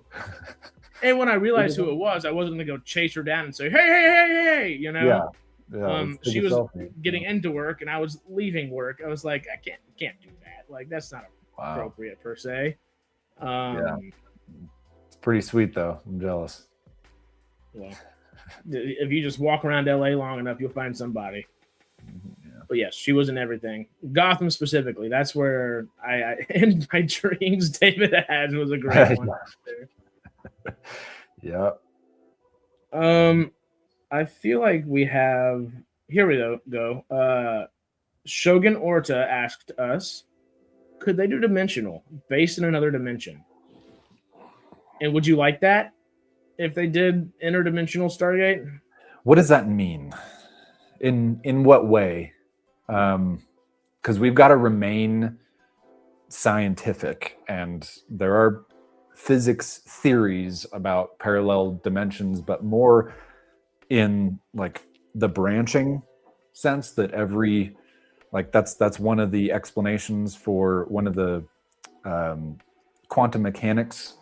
Yeah. There are a bunch of problems with quantum mechanics, and one of the potential explanations is that that solves that is every potential decision, every potential option branches off into a new parallel. Is that what you mean? Or they're also, it's no more. It's essentially multiverse in Stargate, which Stargate has done that before. Yes, but we have not hung our hat on it. And I guess SGA season 6 was going to have those new villains come in that were alternate dimension aliens that had found their way onto our timeline. Or what if we're the enemy from us? It's like it's like when Rodney from the other dimension found this Atlantis, and he's like, "Hey, you're screwing up our. You're trying to. This machine is messing with our reality. What if we're the enemy, and this other version of humans hates us? You know, they don't care. They're like, fine, we just want energy, so we're going to destroy your universe or your dimension as a side effect of. What if we're the enemy?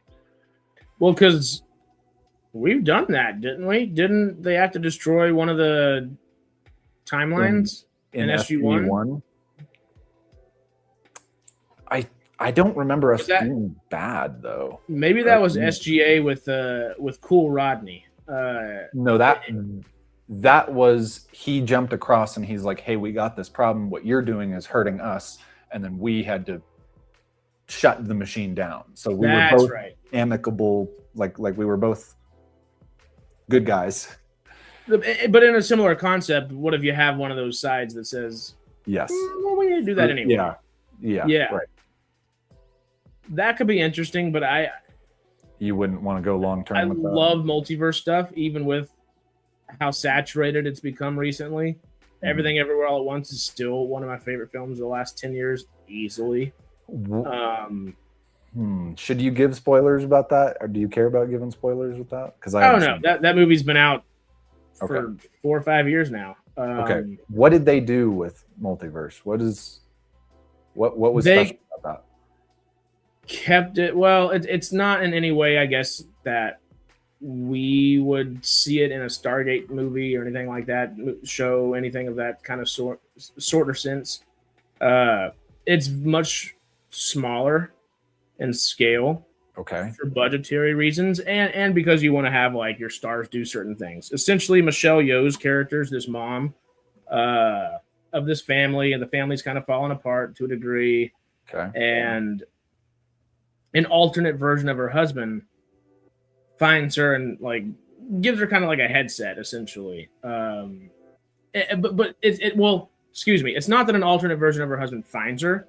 It's that this one specific dimension has learned that you can jump into different versions of yourselves from different dimensions and get those skills that they have.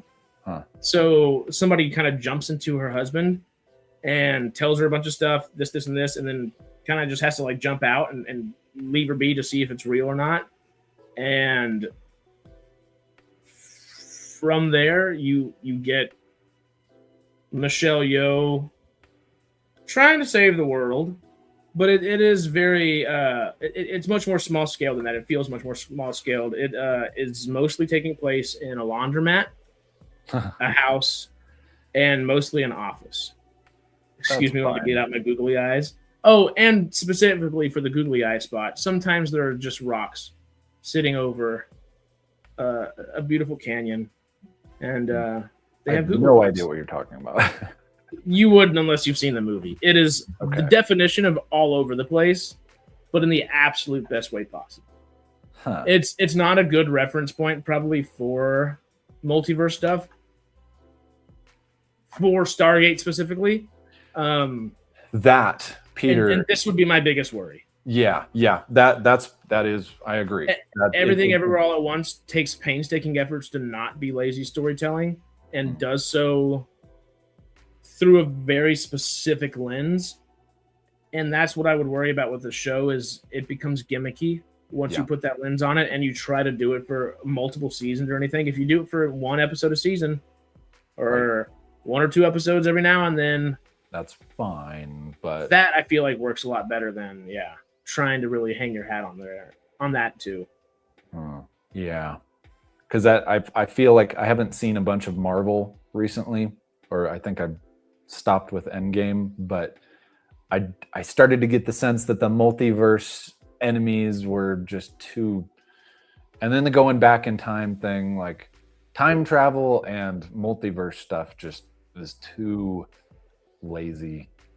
And It can be so well done and so intelligently done, but also too easy to screw up. It's too easy to. screw up, and I don't feel like you're putting yourself in a good position, specifically I guess MCU wise. I don't think you're helping yourself or your fans out by knowing, sure, a good chunk of your fans are millennial older and a little millennial younger, but it's still inherently it's kind of a weird point since everybody's grown up watching Marvel essentially at this point, and a good chunk of their audience are, of course, adults.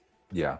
But it is still with like a childlike wonder and sensibilities, and you are, whether, I guess not Deadpool Wolverine, not the hard rated R kind of version of Marvel that's been done as well.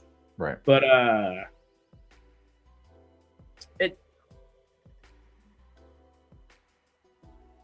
I don't know. I feel like I kind of lost my train of thought there. I got a phone call, and I'll be honest, that completely threw me off. I think what I was trying to say was like Marvel has to stay kid oriented, so they can't do some of the cooler things that are possible with that. Of course, we'll see if that's the case with Doomsday or not. But in something like Multiverse of Madness, you get Zocato Gomez playing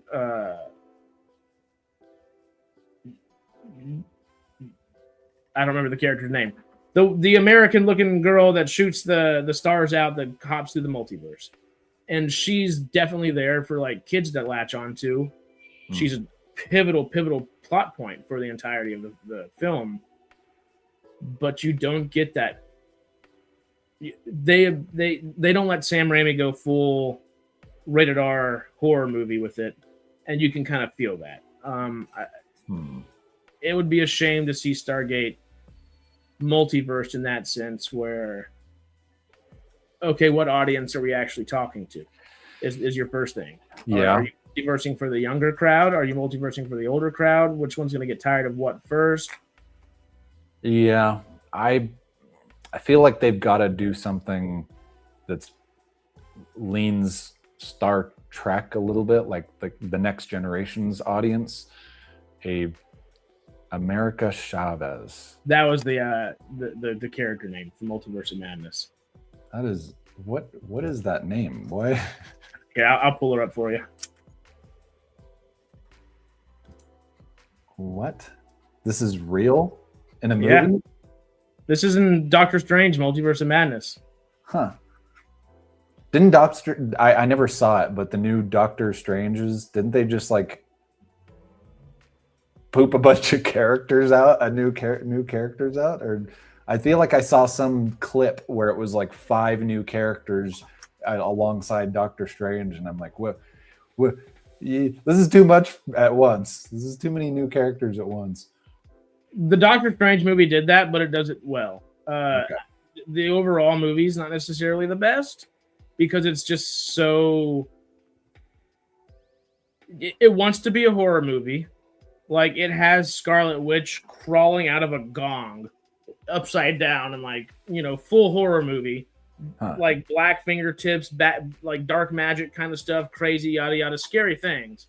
And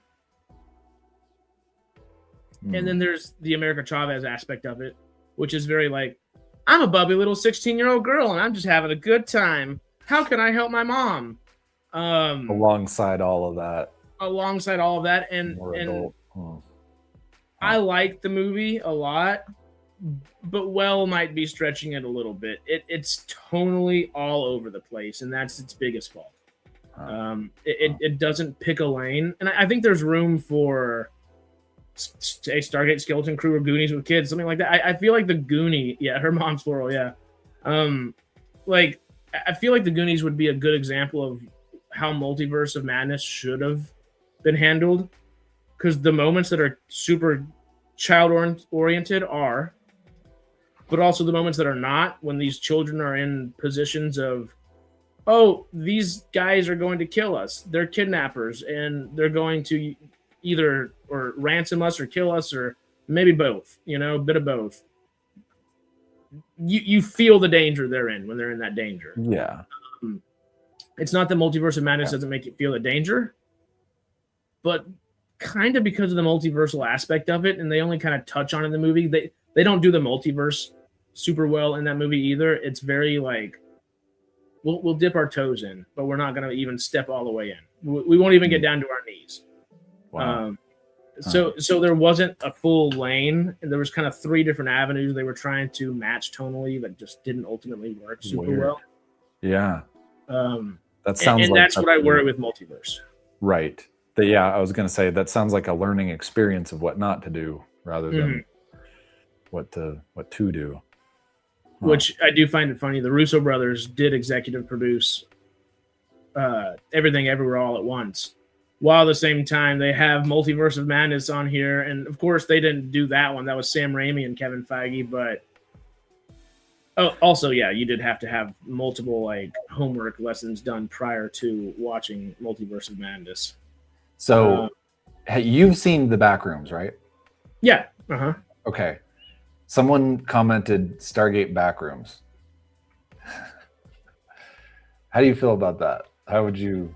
Because I feel like there is a clear need for. I don't know whether it should be involved in like connected with Stargate, or sci-fi should just go its own direction.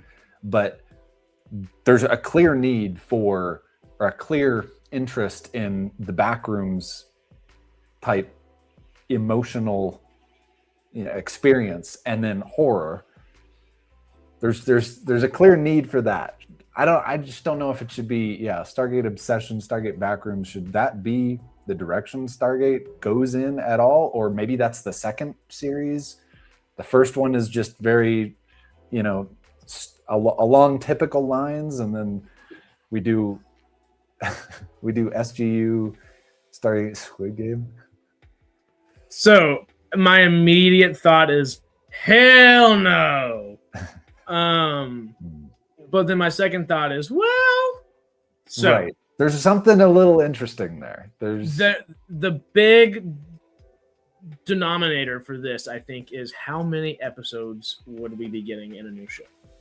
If there's 18 to 20 episodes, I think it would be an amazing thing to have certain bottle episodes that were focused in like a thriller horror setting. Some that are focused in, hey, what was that one in the Pegasus Galaxy where we essentially found Atlantis 2?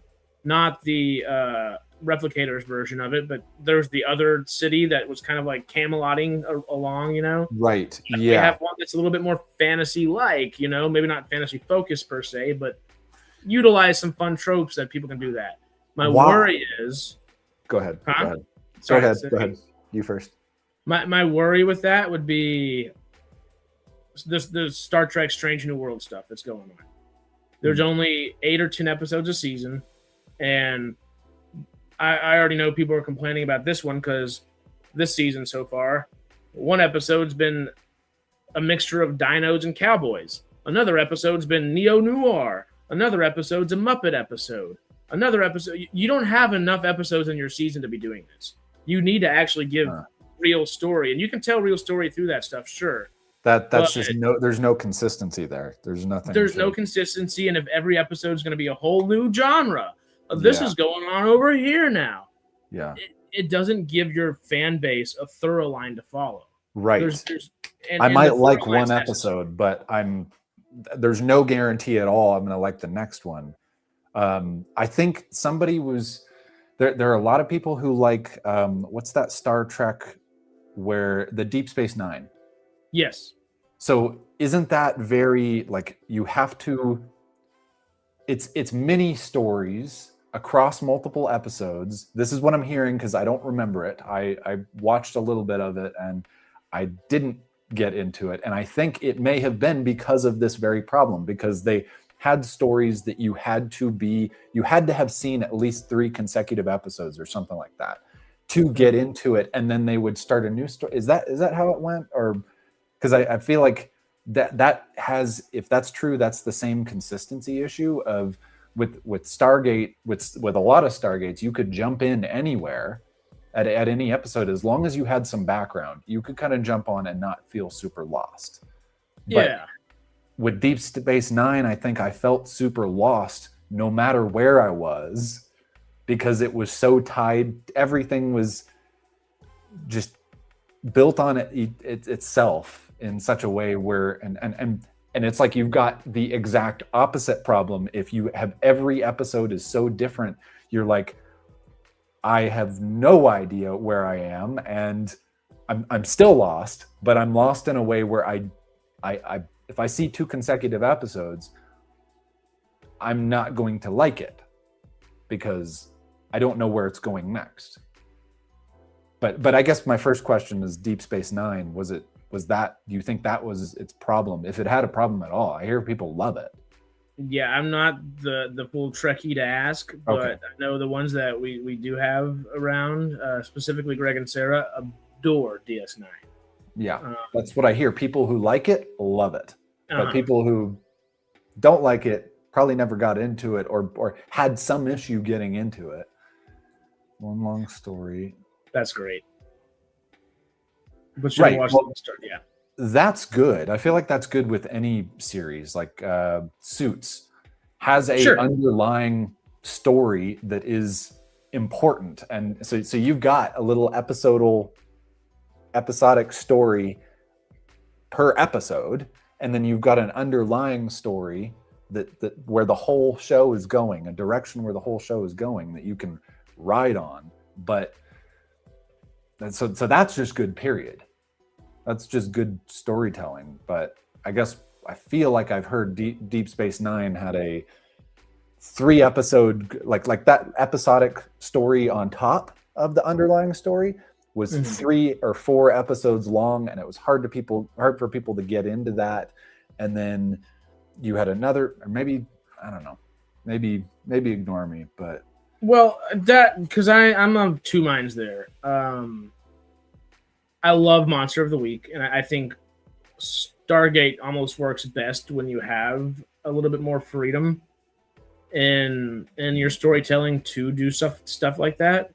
It also totally ended up working more towards the arcs as time went on. Like it would have these 3 or 4 or 5 episodes might all have individual things going on, but they still told the same story and were continuing the story from the previous episodes. I feel like there needs to be a balance there because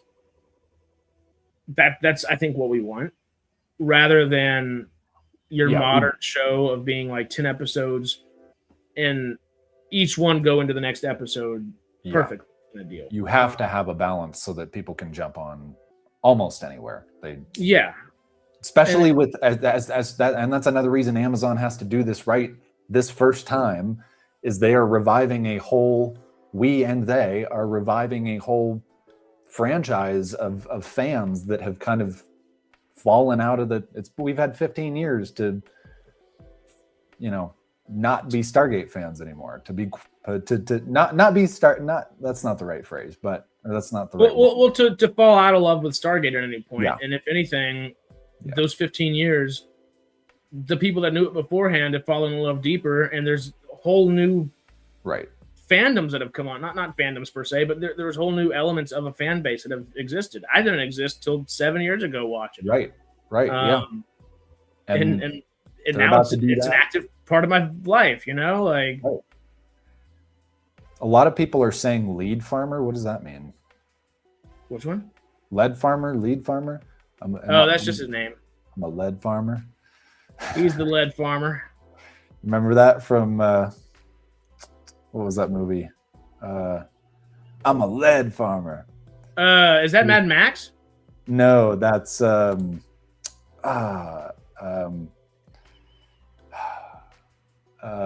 farmers. I'm lead farmer. Oh shoot! Let me see. This is what the old Googles are for. Let me scroll through some of these starred ones. Right. Tropic Thunder. That was Tropic Thunder. You don't remember Tropic Thunder? Oh, I remember Tropic Thunder very well. I'm just trying to remember Lead Farmer in there. Did RDJ say that? I don't. Yeah, I think so. He's when he's running up to the camp and he's got his machine gun. He's like, oh no, he's disguised as a rice farmer. Yes. Oh, yep. I'm a lead farmer. So what? Lead farmer. Oh, that's his name. Okay. Yeah, that's his screen name there. He's speaking to the kid. Yep. Okay. Yep. He's like, I named myself after this scene. I know the scene. It's great. We should have just asked you to begin with. Here, I did star this a while back. I guess two of these real quick. Supergate from the Ori is now in our control, so we can say Spacegate.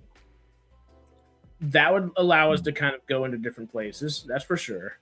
Yeah. That's a tool. Old Yorkshire Geek. Howdy, Steve. Hope you're well. How about they go to Andromeda by ship just because they can? Get attacked and stuck there for a while. Find a Stargate type system, but not from the ancients. Furlings? That could be interesting. I'm still of the mind where I don't want them to be cut off just because that's what the last 2 out of 3 series have done. Yeah. Have a semblance that Earth and the Tauri have found their footing and established at least a Milky Way. Are we the front? Yeah. Didn't know exactly what word I'm looking for there, but something along those lines. At least the tour us and allies would have established not a galactic police force or something like that, but there'd be some semblance of UNSC. Yeah. We've got to handle it. We just took out the we just kicked out the Ori. We took out the Go Old. We've secured the galaxy. We've generally, right? You're still gonna have you have the Lucian Alliance, you have other kind of rebels that are probably doing things. Yeah. And maybe that's what I haven't heard today. What? You know what I haven't heard today from anybody? What? The most logical way of coming back and doing anything Stargate at all. Lucian Alliance? No, just get Erisbach to come back and give us our badass bounty hunter doing badass bounty hunter things. I want Erisbach back in Stargate so bad. Since I saw him on screen, I was like, oh my God, this guy's going to be back every season. I'm so excited. And we never got him back, and it will forever kill me. I need him to come back. Whether it's Sam Jones or give me Erisbach Jr. or Erisbach III at this point.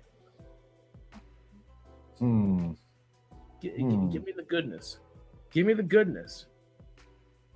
What if he joins the Lucian Alliance?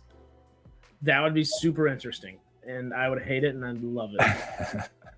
I partially said that because I knew you'd hate it, but I just don't love it. It'd be so fun. Back. Jack O'Neill Jr. Yeah, we kind of mentioned that earlier. It would be really fun to see like a second series, like an SGA, be that actual all the young kids that we saw in Stargate, young adults in Stargate, everybody actually aged into their roles and aged into where they'd be within SGC would be really cool to see. Yeah. They definitely did with SGU. They definitely took a younger approach. Like I realized the other day, there's really nobody besides Colonel Young, who's Colonel Young and in the military. There's nobody who's above a lieutenant, I think. So you've got first lieutenant and second lieutenant, and everybody's a lieutenant. I realized that the other day when I was rewatching it. I'm like, everybody's saying LT to everybody. LT. It's like the that one scene from SGA, Colonel. It's like everybody's calling each other LT because there's no real structure above that, and besides Colonel Young, and everybody's learning. Everybody's so young, they're all learning. They're all actors who are learning how to deal with. Somehow they're all still more sensible than Colonel frickin' Young. My least favorite character in anything ever, but also Lee Ferrer is an amazing actor. Yes, he is a great actor. I don't know. I hate that character so much. Why did you not like him? I don't. What do you like about him? He's an idiot. How is he an idiot? Besides, he's actively making the worst choice he possibly can every step of the way. It's always selfish reasons rather than for the greater good. And whenever he tries to gauge it as the greater good, it's because because someone's either called him out about something or because he's got a chip on his shoulder that he needs to be good in the moment. He never once does anything good out of like the actual goodness of his heart. He just wants to be in charge. And if that's the case, give me Rush. Rush, he can be the clinical logical person here. I think you're confusing Rush and Young.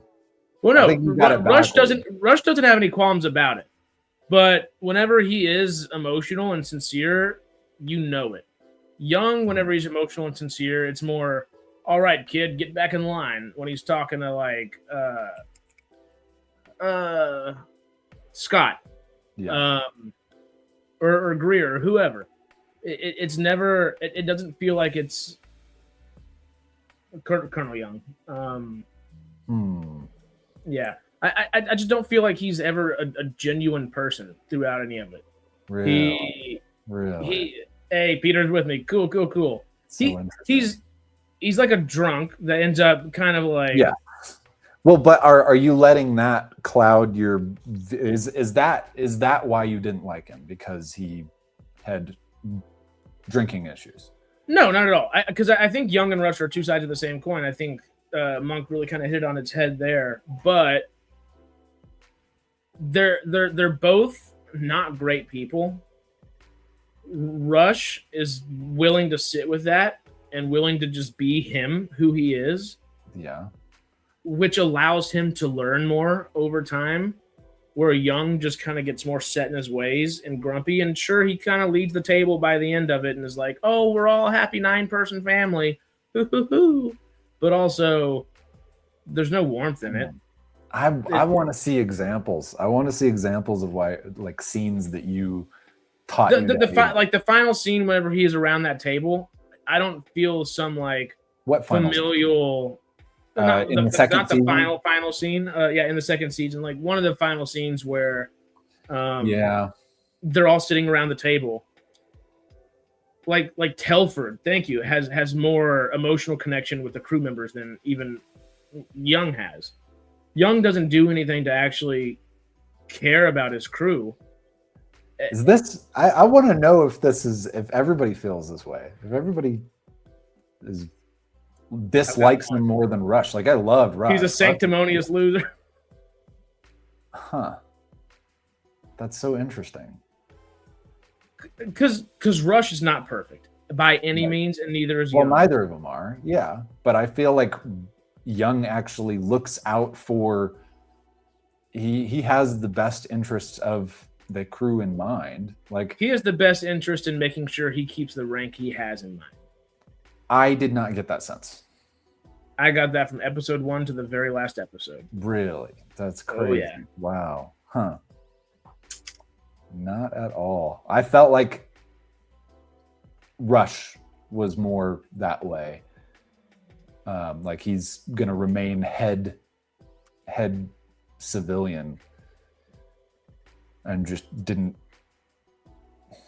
Damn, I'm amazed that you feel that way, because I well, there's also, he has to lead by being the senior military leadership. So maybe that's like, you want to break that that structure, which is fine, I guess, but or you think that that's an option. And yeah, oh, you can do it. You can do a poll. Sweet. Huh. Yeah, I'm curious to know how people feel.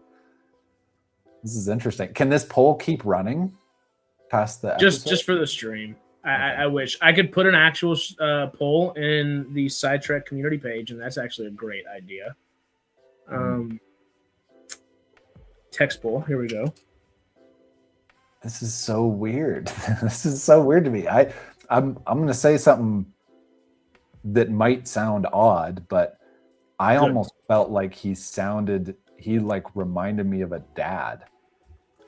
Like he was like, I felt like, yeah, he was going to do the wrong things, but because maybe he was drinking or whatever, like he had that episode where he lost it because the ship was messing with his mind, like putting him through scenarios. But I felt like that was an outlier. Like that was. I feel like that was every episode. And that's not how I feel at all. Wow, that is so weird. Yeah, I respect everybody's opinion. I just want to understand why. It's so odd to me. But I feel, and maybe if it's because I would respect the chain of command more and just assume that, yes, he's got senior military rank, so he has to remain in that position. So he's got to, whether he's fit for it or not, he's got to be that. Like wait, what was that? Say that again. Young went crying back to O'Neill, LOL. He couldn't handle things for himself so badly they sent Telford to him. Is that how you felt? Did you feel that way too? Like he went crying back to O'Neill? It was the only thing he ever could do. He was like, "Let me go talk to my stones real quick." But right after that, when he said you're like, O'Neill had the scientific team together to say you're gonna do the second star, like use the star's energy to jump back to reactivate the gate. You remember that? And he was like, I'll take your suggestion under advisement. Like he didn't just do what they wanted. He went back he did come back a little bit to the Stargate Command just to kind of, yeah, there was one incident. I remember he was like a little tattletale. He had zero control over his own emotions, and that's not somebody that should be leading a crew. Rush for president, baby. Yeah, I agree with that. But I still feel like he was a little more tame than. And he never laughed or jokes. He has so little humanity about him. It's That's a good point. He's no fun. They took your wife. It's great. I know there were a couple ones about Young right down here. Who knew that Colonel Young would have all the opinions more so than even RDA this time? Young has the burden of command. He can't look out for himself, but I would argue he does nothing but look out for himself in the entirety of the show. And that's my biggest issue with him, is the only time he actually is looking out for command is whenever he says, "Oh, Scott, can you go take care of this? Oh, Greer, can you go take care of this? Oh, Scott, oh, I messed up here. Can you kind of like double back and make sure I look okay by the end of this episode?" And it's never him taking responsibility of actually like owning up to his actions. He does try to get sober for a second, and that's not necessarily like That's, and I'm not saying, oh, well, he's just a bumbling drunk, because that's not even the case. Right. There was only an episode or two where he was clearly that. It's the only time that you see him try to do anything good is the episode that he tries to get himself out of being a drunk, or tries to put himself into withdrawals, whatever. And it's just not. I don't ever feel like it's genuine. You know, he's almost being forced to do that rather than saying, I want to do this for the greater good of my people. You know. After RDA and Joe and Bennett really showed, he doesn't have. See, that's the thing. Louis Ferreira as an actor and an individual has just as much charisma as all of them, but the character of Young doesn't have the charisma any of them have in their pinky. Right. Yeah. Okay. That's a good point. If you're trying to measure him next to RDA, and then he doesn't. His character. And to go with what Peter said right here, I think the actor was told to make him dour to match Rush's energy 1,000%. That's why I keep having to separate Louis Ferreira and Colonel Young. Because Louis Ferreira is a great actor, and he was literally just taking direction and doing what they told him to do. That's why I hate the character of Colonel Young. Got it. Okay. But yeah. Remember, there are 2 Rushes for one episode. Of 12 hours, older Rush sat in the chair and expanded his mind, if I remember correctly. That could be a plot. That could be a plot. And also, if someone's sitting in a chair for like that for 12 hours, whether Rush is ultimately a good or a bad guy, his thirst for knowledge is going to try to save the Destiny, make sure people are safe because he needs a crew to actually help him and do all of these different things. He's not just throwing away the lives of people around him. He might sound and seem like it. No, I disagree. I think he didn't. He did not prioritize the lives of the crew over. I'm not saying he prioritized them. Well, but he doesn't falter in a second by saying that to the crew. He's not like, I'm going to prioritize y'all. He's like, no, the mission comes first. We need to do this, this, and this. It requires your survival, so please do this. But he also forced them into that situation. He caused this mission when there wasn't one. Maybe that's why I respect Young more, because he clearly did care more. I feel like he cared more about the crew. He didn't care about this mission, at least initially. He didn't give a crap about it because it was about saving the people. And Rush was like, that's secondary. I just want to learn more, which is fine, but not at the cost of the lives of everybody. Well, that's the thing. I feel like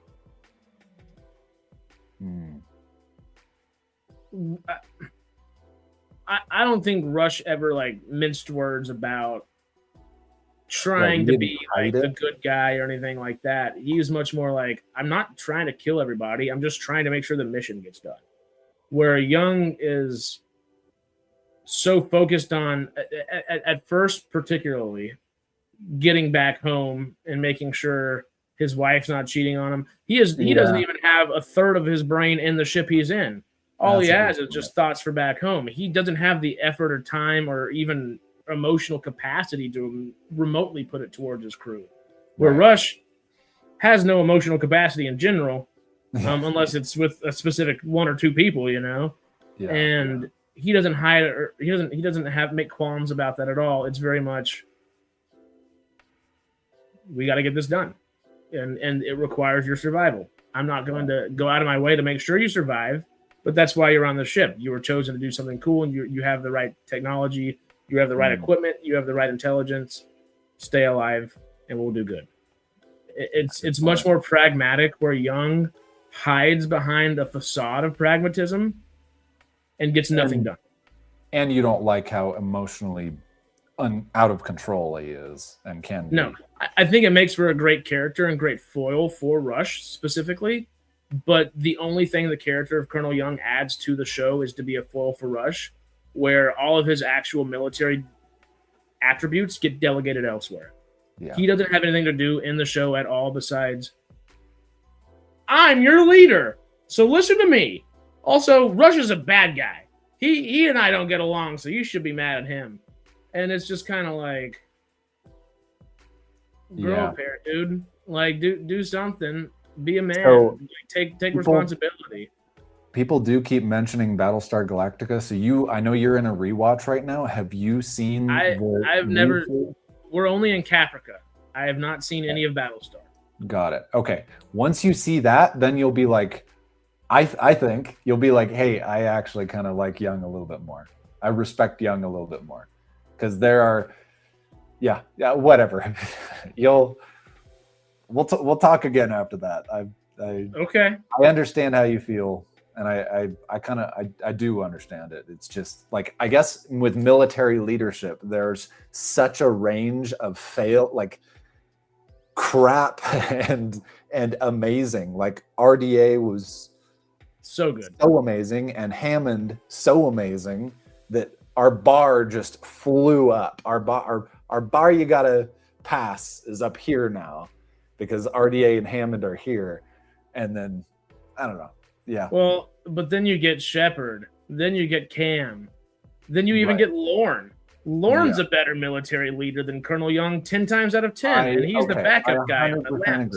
I 100% agree. I guess Young sucks at his own job. He was like almost stuck on desk duty where he was. The only reason he is actually being forced into greatness is because of Rush. Well, we need somebody to hate, anyways.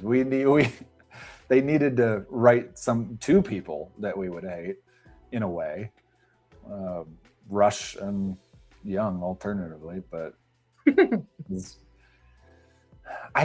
maybe they don't. Maybe they don't need to write that, because Atlantis, I didn't hate any of the main characters. No, and SGU was devised to make you not like everybody as much. Yeah, like that was one of the quintessential things. Like I have to kind of fight for SGU sometimes, because people are like, it's so different than the other Stargates. I'm like, they have a Stargating ship. Every episode they go to a new place. They're adventuring and exploring new things, trying to find new technology to help them. At its most meaty core, it is inherently Stargate. Yeah, the way things are handled from a character kind of way is extremely different. Right. But Cooper, was it Cooper? Was the writer who Robert C. Cooper? Robert C. Cooper, yeah. Yeah. He kind of set the initial direction, and then they shifted. They understood towards the end of season 1 that they needed to shift out of that. They needed to change. And by the end of season 2, we finally get like a it's not like we have a family dinner table in like SG1 or SGA, but you have so many scenes of people in like the cafeteria just hanging out. You see SG1 hanging out together, or half of SG1 hanging out together, or half your main core of SGA hanging out together with maybe Zelenka's back here or whoever, where you might have some cafeteria scenes, but everybody's kind of off doing their own thing and the destiny. And finally, in your last episode, you have that moment of a found family, which is also inherently part of Stargate, and that should have been more consistent in the first season. The Seeing Stones obviously didn't help with that, but hindsight's 20/20 back there, Right. Well, I hope they kind of return a little bit to their roots with the next, wherever they go. Trevor. I was about to say, are you comparing Young to Adama? Because I know Edward James Olmos is Adama in there, and Edward James Olmos can do no wrong.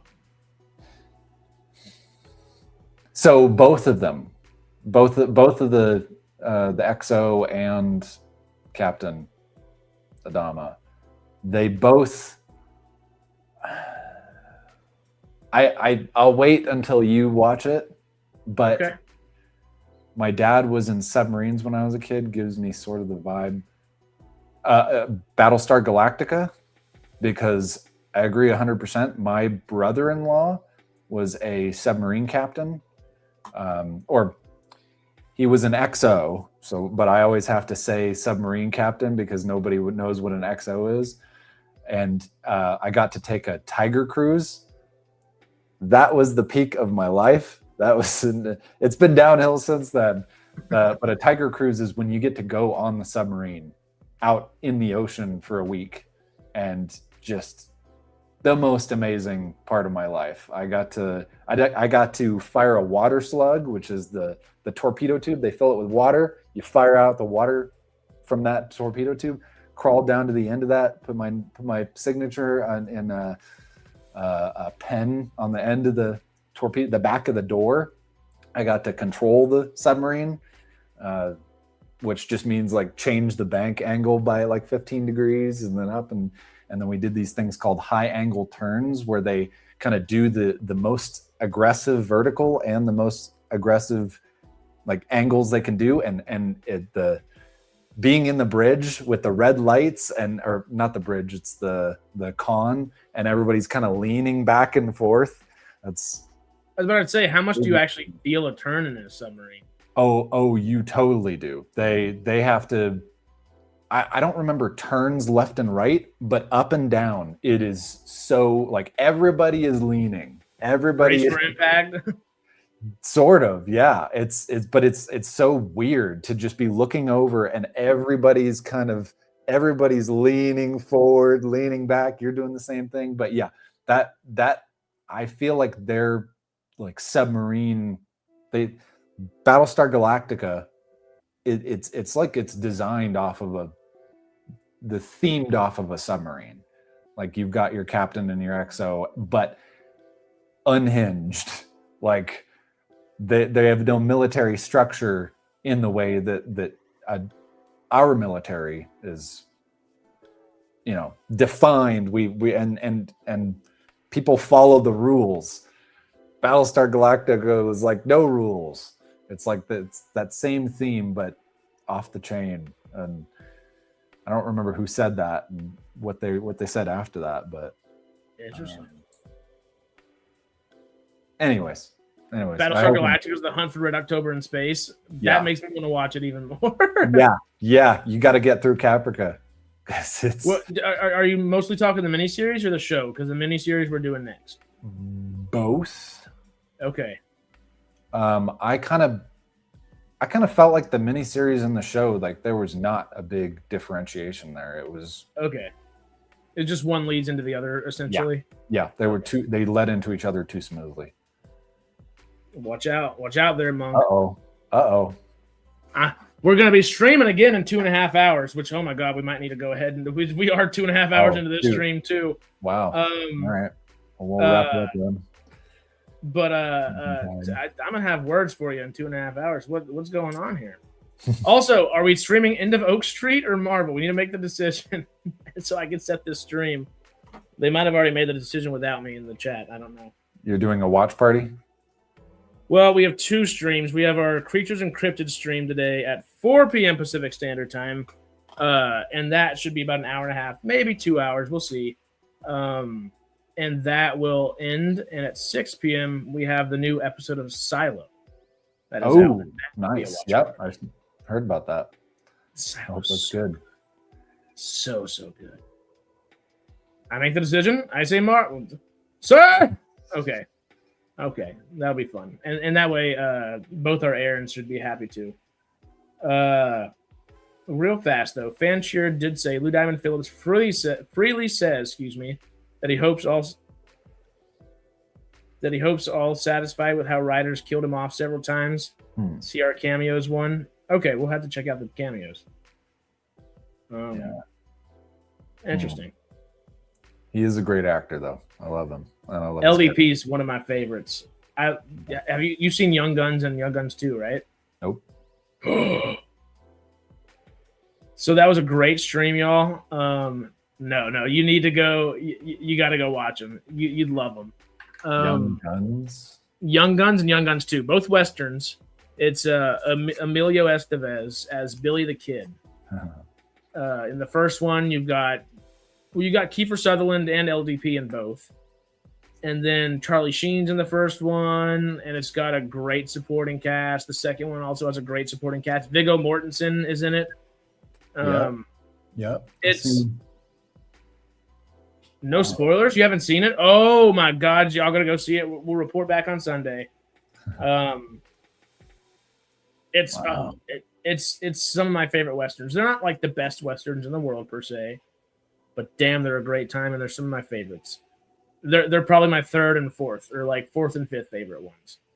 Outlaw Josie Wales and Jeremiah Johnson are up there pretty high too. But that's a great cast for sure. it's good. It is good. Hey, Lead Farmer doesn't even like cowboy stuff, and it was good. But yeah, no, you'd love some Young Guns. It's the same guy that did Pale Rider. I was just thinking the same thing. I was like, I don't know if I like it more or not, but I love some Pale Rider. It's John Fusco. He's the guy that did. Do you remember Spirit, the animated movie that we kind of grew up watching, the horse movie? Yep. That's his movie. He also did Hidalgo with Viggo Mortensen. Huh. He's done a few really good ones. Was it Thunder Road? I think he did. He's done a lot. He's really good, and he follows me on all social medias. But hire me for something, please. anywhere. Which hopefully means he's watching SciTrek every now and then. I do love some Hidalgo. But hey, we are 2 hours 42 minutes into this. Yeah. I don't know how. I think this coffee is how I got through. It's doing the Lord's work right there. Yeah. Hallelujah, or I had to. But can folks find you anywhere? Where would you like folks to go look for you? Look for other things. I would go to savestargate.com. That's like, don't follow me, follow the campaign and the community revival effort, because we, again, like we said earlier, this is the exact same pattern that Star Trek, Star Wars, and apparently Doctor Who, about a 15-year gap in between the original shows and the return. It's don't follow me. Don't follow me. I've got nothing good to say. Just follow the campaign, because it's a team of people. We are all building the future of this community together. It's not just one person. So savestargate.com. And then I think you know what we should do? We should get our socials up on that website. Think that it's kind of amazing that we haven't at this point, but we've got Save Stargate HQ, I think, on Facebook and Twitter. I'll refuse to call it X until they rename it Twitter again. But yeah, we should totally get our socials up on that website. But yeah, savestargate.com. And then we've got a bunch of watch parties going for SG1, SGA, and then we're going to start doing SGU, because the leader of those watch parties hasn't seen SGU. So who, what, when, where, why, how? I don't know, but she never got around to it. So we're going to be seeing her impression. Can we do a weekly check-in after she watches every episode and say, hey, where's your love for Colonel Young? Here or here? I don't. We're going to start a fight, aren't we? I love that so much. I'm going to have a ton of questions to ask her, and I want to see her live impression. I don't know what she's going to, how we're going to work this out, but I want her to be able to watch it without streaming at the same time, or at least without having to interact with the audience, because that's hard and you can't focus. Yeah. You really can't. Like when I was watching television and movies, for me, is an experience. You have to black out shades, be in complete darkness, just lock in and make sure you got your water, make sure you got your food. Like, no reason to get up. Watch parties are so much fun. Yes. But I have to watch the episode again every time. Say that again? I have to watch the episode again every time I do a watch party. Like Silo will watch tonight, and you'll watch it again afterwards. I'll watch it again tonight or tomorrow morning before we do the stream. Usually tomorrow morning before the stream. Because as much as I absolutely adore Silo, I just can't pay attention to everything going on if I'm looking back at the screen. Melvin and I usually are the ones doing it. So if Melvin and I are talking, which that's always funny. I always feel bad. I don't feel bad about calling him Melvin, but Quest is his like YouTube name, but I'm so used to calling him by his first name. That whole conversation you, Matt, and I had at the beginning, I was like, there's about 16 people I can put onto that right now. Right. She's gonna hate you on But rewatch. it's just there's just so much going on. You can't focus. You can't. There's too much. And it doesn't make it less fun by any means. It makes it really fun, and you get to have that kind of like shared experience. But if you miss that like one moment, you're like, shit, damn it, you know, and you're like, oh, go back, but I can't really at the same time. So you rewatch it on your own. Yeah, later. definitely. Okay, Definitely. Why would you do that opposed to watching it on your own first and then watching it? Because when we're doing the watch parties, it's usually as soon after it drops as possible. Okay, got it. Huh. Okay. But you're fine with being distracted for your first watch. Yeah, because I'm still 80 to 90% there. Maybe 5% Melvin and I talking and 5% chat, you know, or maybe a little more than that on both ends. But it's not my preferred way, if I'm being 100% honest. It's not my preferred way, but doing it so long with just how many watch parties we've done, I am used to it at this point, and I don't find it like unencouraging or anything. Like I still thoroughly enjoy the shows we watch. Like I'll go sit down and watch an extra episode of Fallout any day. The second we watch Fallout watch party, let me turn it right back on because now I can go inside and my roommates haven't seen it because they're just getting back from work or something. Yeah, and then I'll sit down and watch it again. Yeah. And then I can kind of do my little Lord of the Rings thing where, oh, guess what's about to happen here? He kicks the helmet or whatever, you know, like it's fun. And I don't try to like spoil things for anybody, but I'm like, right. Ooh. And, you know, it just gets people's anticipation up a little bit. Even if you go, ooh, at like the screen in the middle of an episode of Fallout, they're like, well, what's going to happen? Right. And it just makes people tune in a little bit more. You did good with the Odyssey. When we watched the Odyssey, you didn't give anything away. I'm glad. Yeah. And my favorite thing was just looking at all y'all's faces. I just kept peeking over. Yeah. Jeremiah, for sure. I got to tell you a story. He was at the play I said earlier. He went to the play this Monday was the play. And it's a fun play. It's a really great play. But it's really intense, and you don't realize it's really intense until about halfway through when everybody's like stuck in their seats, and then you're like, "Oh, that's what this is about." And it's some very intense topics, but like topics that need to be spoken about. Full in the Pool. Find us hopefully at 3 clubs in October. We're taking a month, so relaxing for a little bit as this old venue closes down.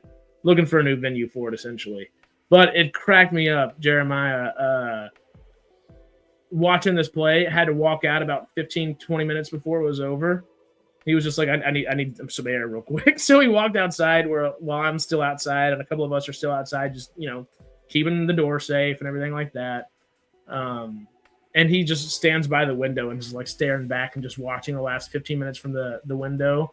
And I took a picture to send to his girlfriend of him just standing there because he's got like half a tear in his eye and he's just stuck staring at it, and it was just the perfect little moment. I was like, hell yeah. I was like, I've never seen Jeremiah like emotional like that besides just being like angry, obviously losing a phone and all that. Yeah. But it was fun to see, and we need that emotion in a Stargate watch party. I'm trying to get him. He still hasn't got a phone back yet, so it's hard to really. I was about to ask that. I think he's kind of happy without it to a degree. That's which cool. Is probably a good thing, you know? Yeah, that is a good thing. Sweet. Huh.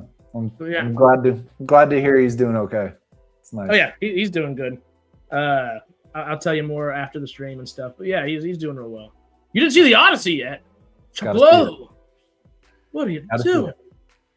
It's not accurate, but it's not Homer's The Odyssey. Right. What is The Odyssey?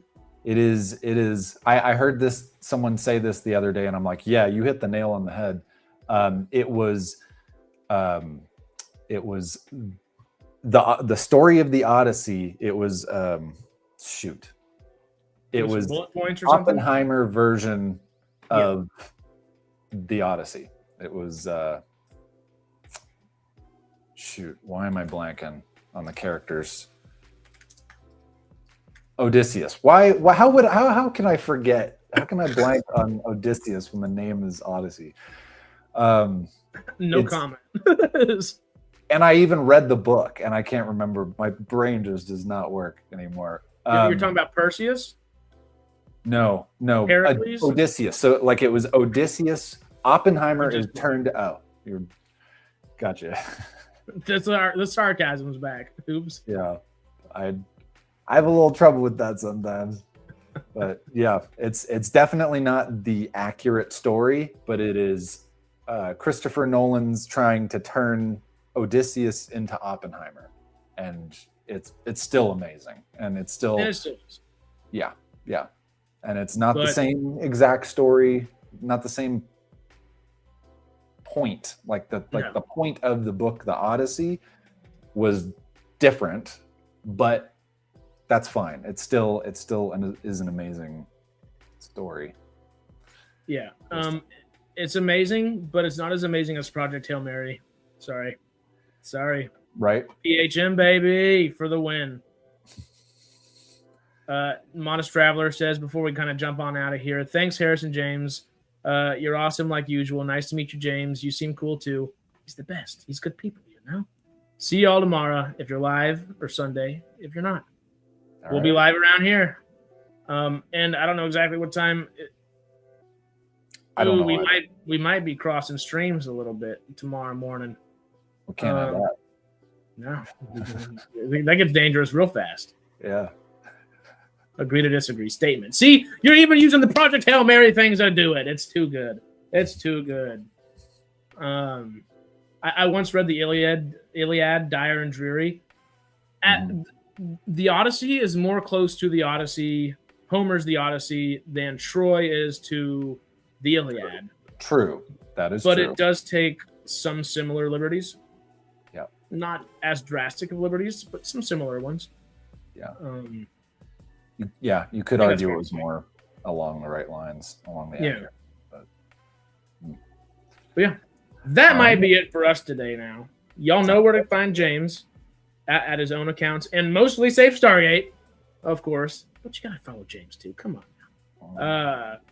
But of course, we'll be back later today, 4 p.m. Pacific Standard Time, in about 2 hours now, for Creatures and Cryptids.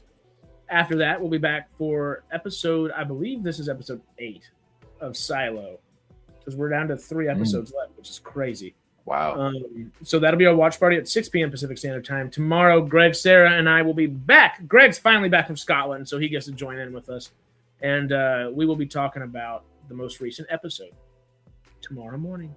Sci-Fi Sundays, we'll see you on Sunday. Monday, for the Galactica sessions, Sarah and I will be back watching episodes 15 and 16 of Caprica, which means we have this week, and then next week we finish out the final 3 episodes, and then we're in to Battlestar Galactica, the miniseries, and I'm actually very excited to dive into the good stuff, because Caprica, I get why it's called Craprica at times, but it is fun to watch along with people.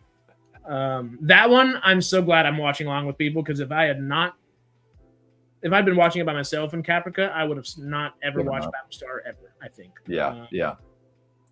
It's not a good one. I see why it probably didn't help SGU's chances of staying on air either, because they aired back-to-back like that. But, and of course, next Tuesday, I'll be trying to do some membership streams for folks. Wednesday, we'll be back with Greg again and Sarah for the SciTrek Maneuver, talking the most recent few episodes of Strange New Worlds. And we'll see you again in a week. All that being said, you know we love and appreciate you. Stay cosmic, SciTrekkers. And we will see you in the next video. All right. Adios. Peace out, y'all. And see you, Harris.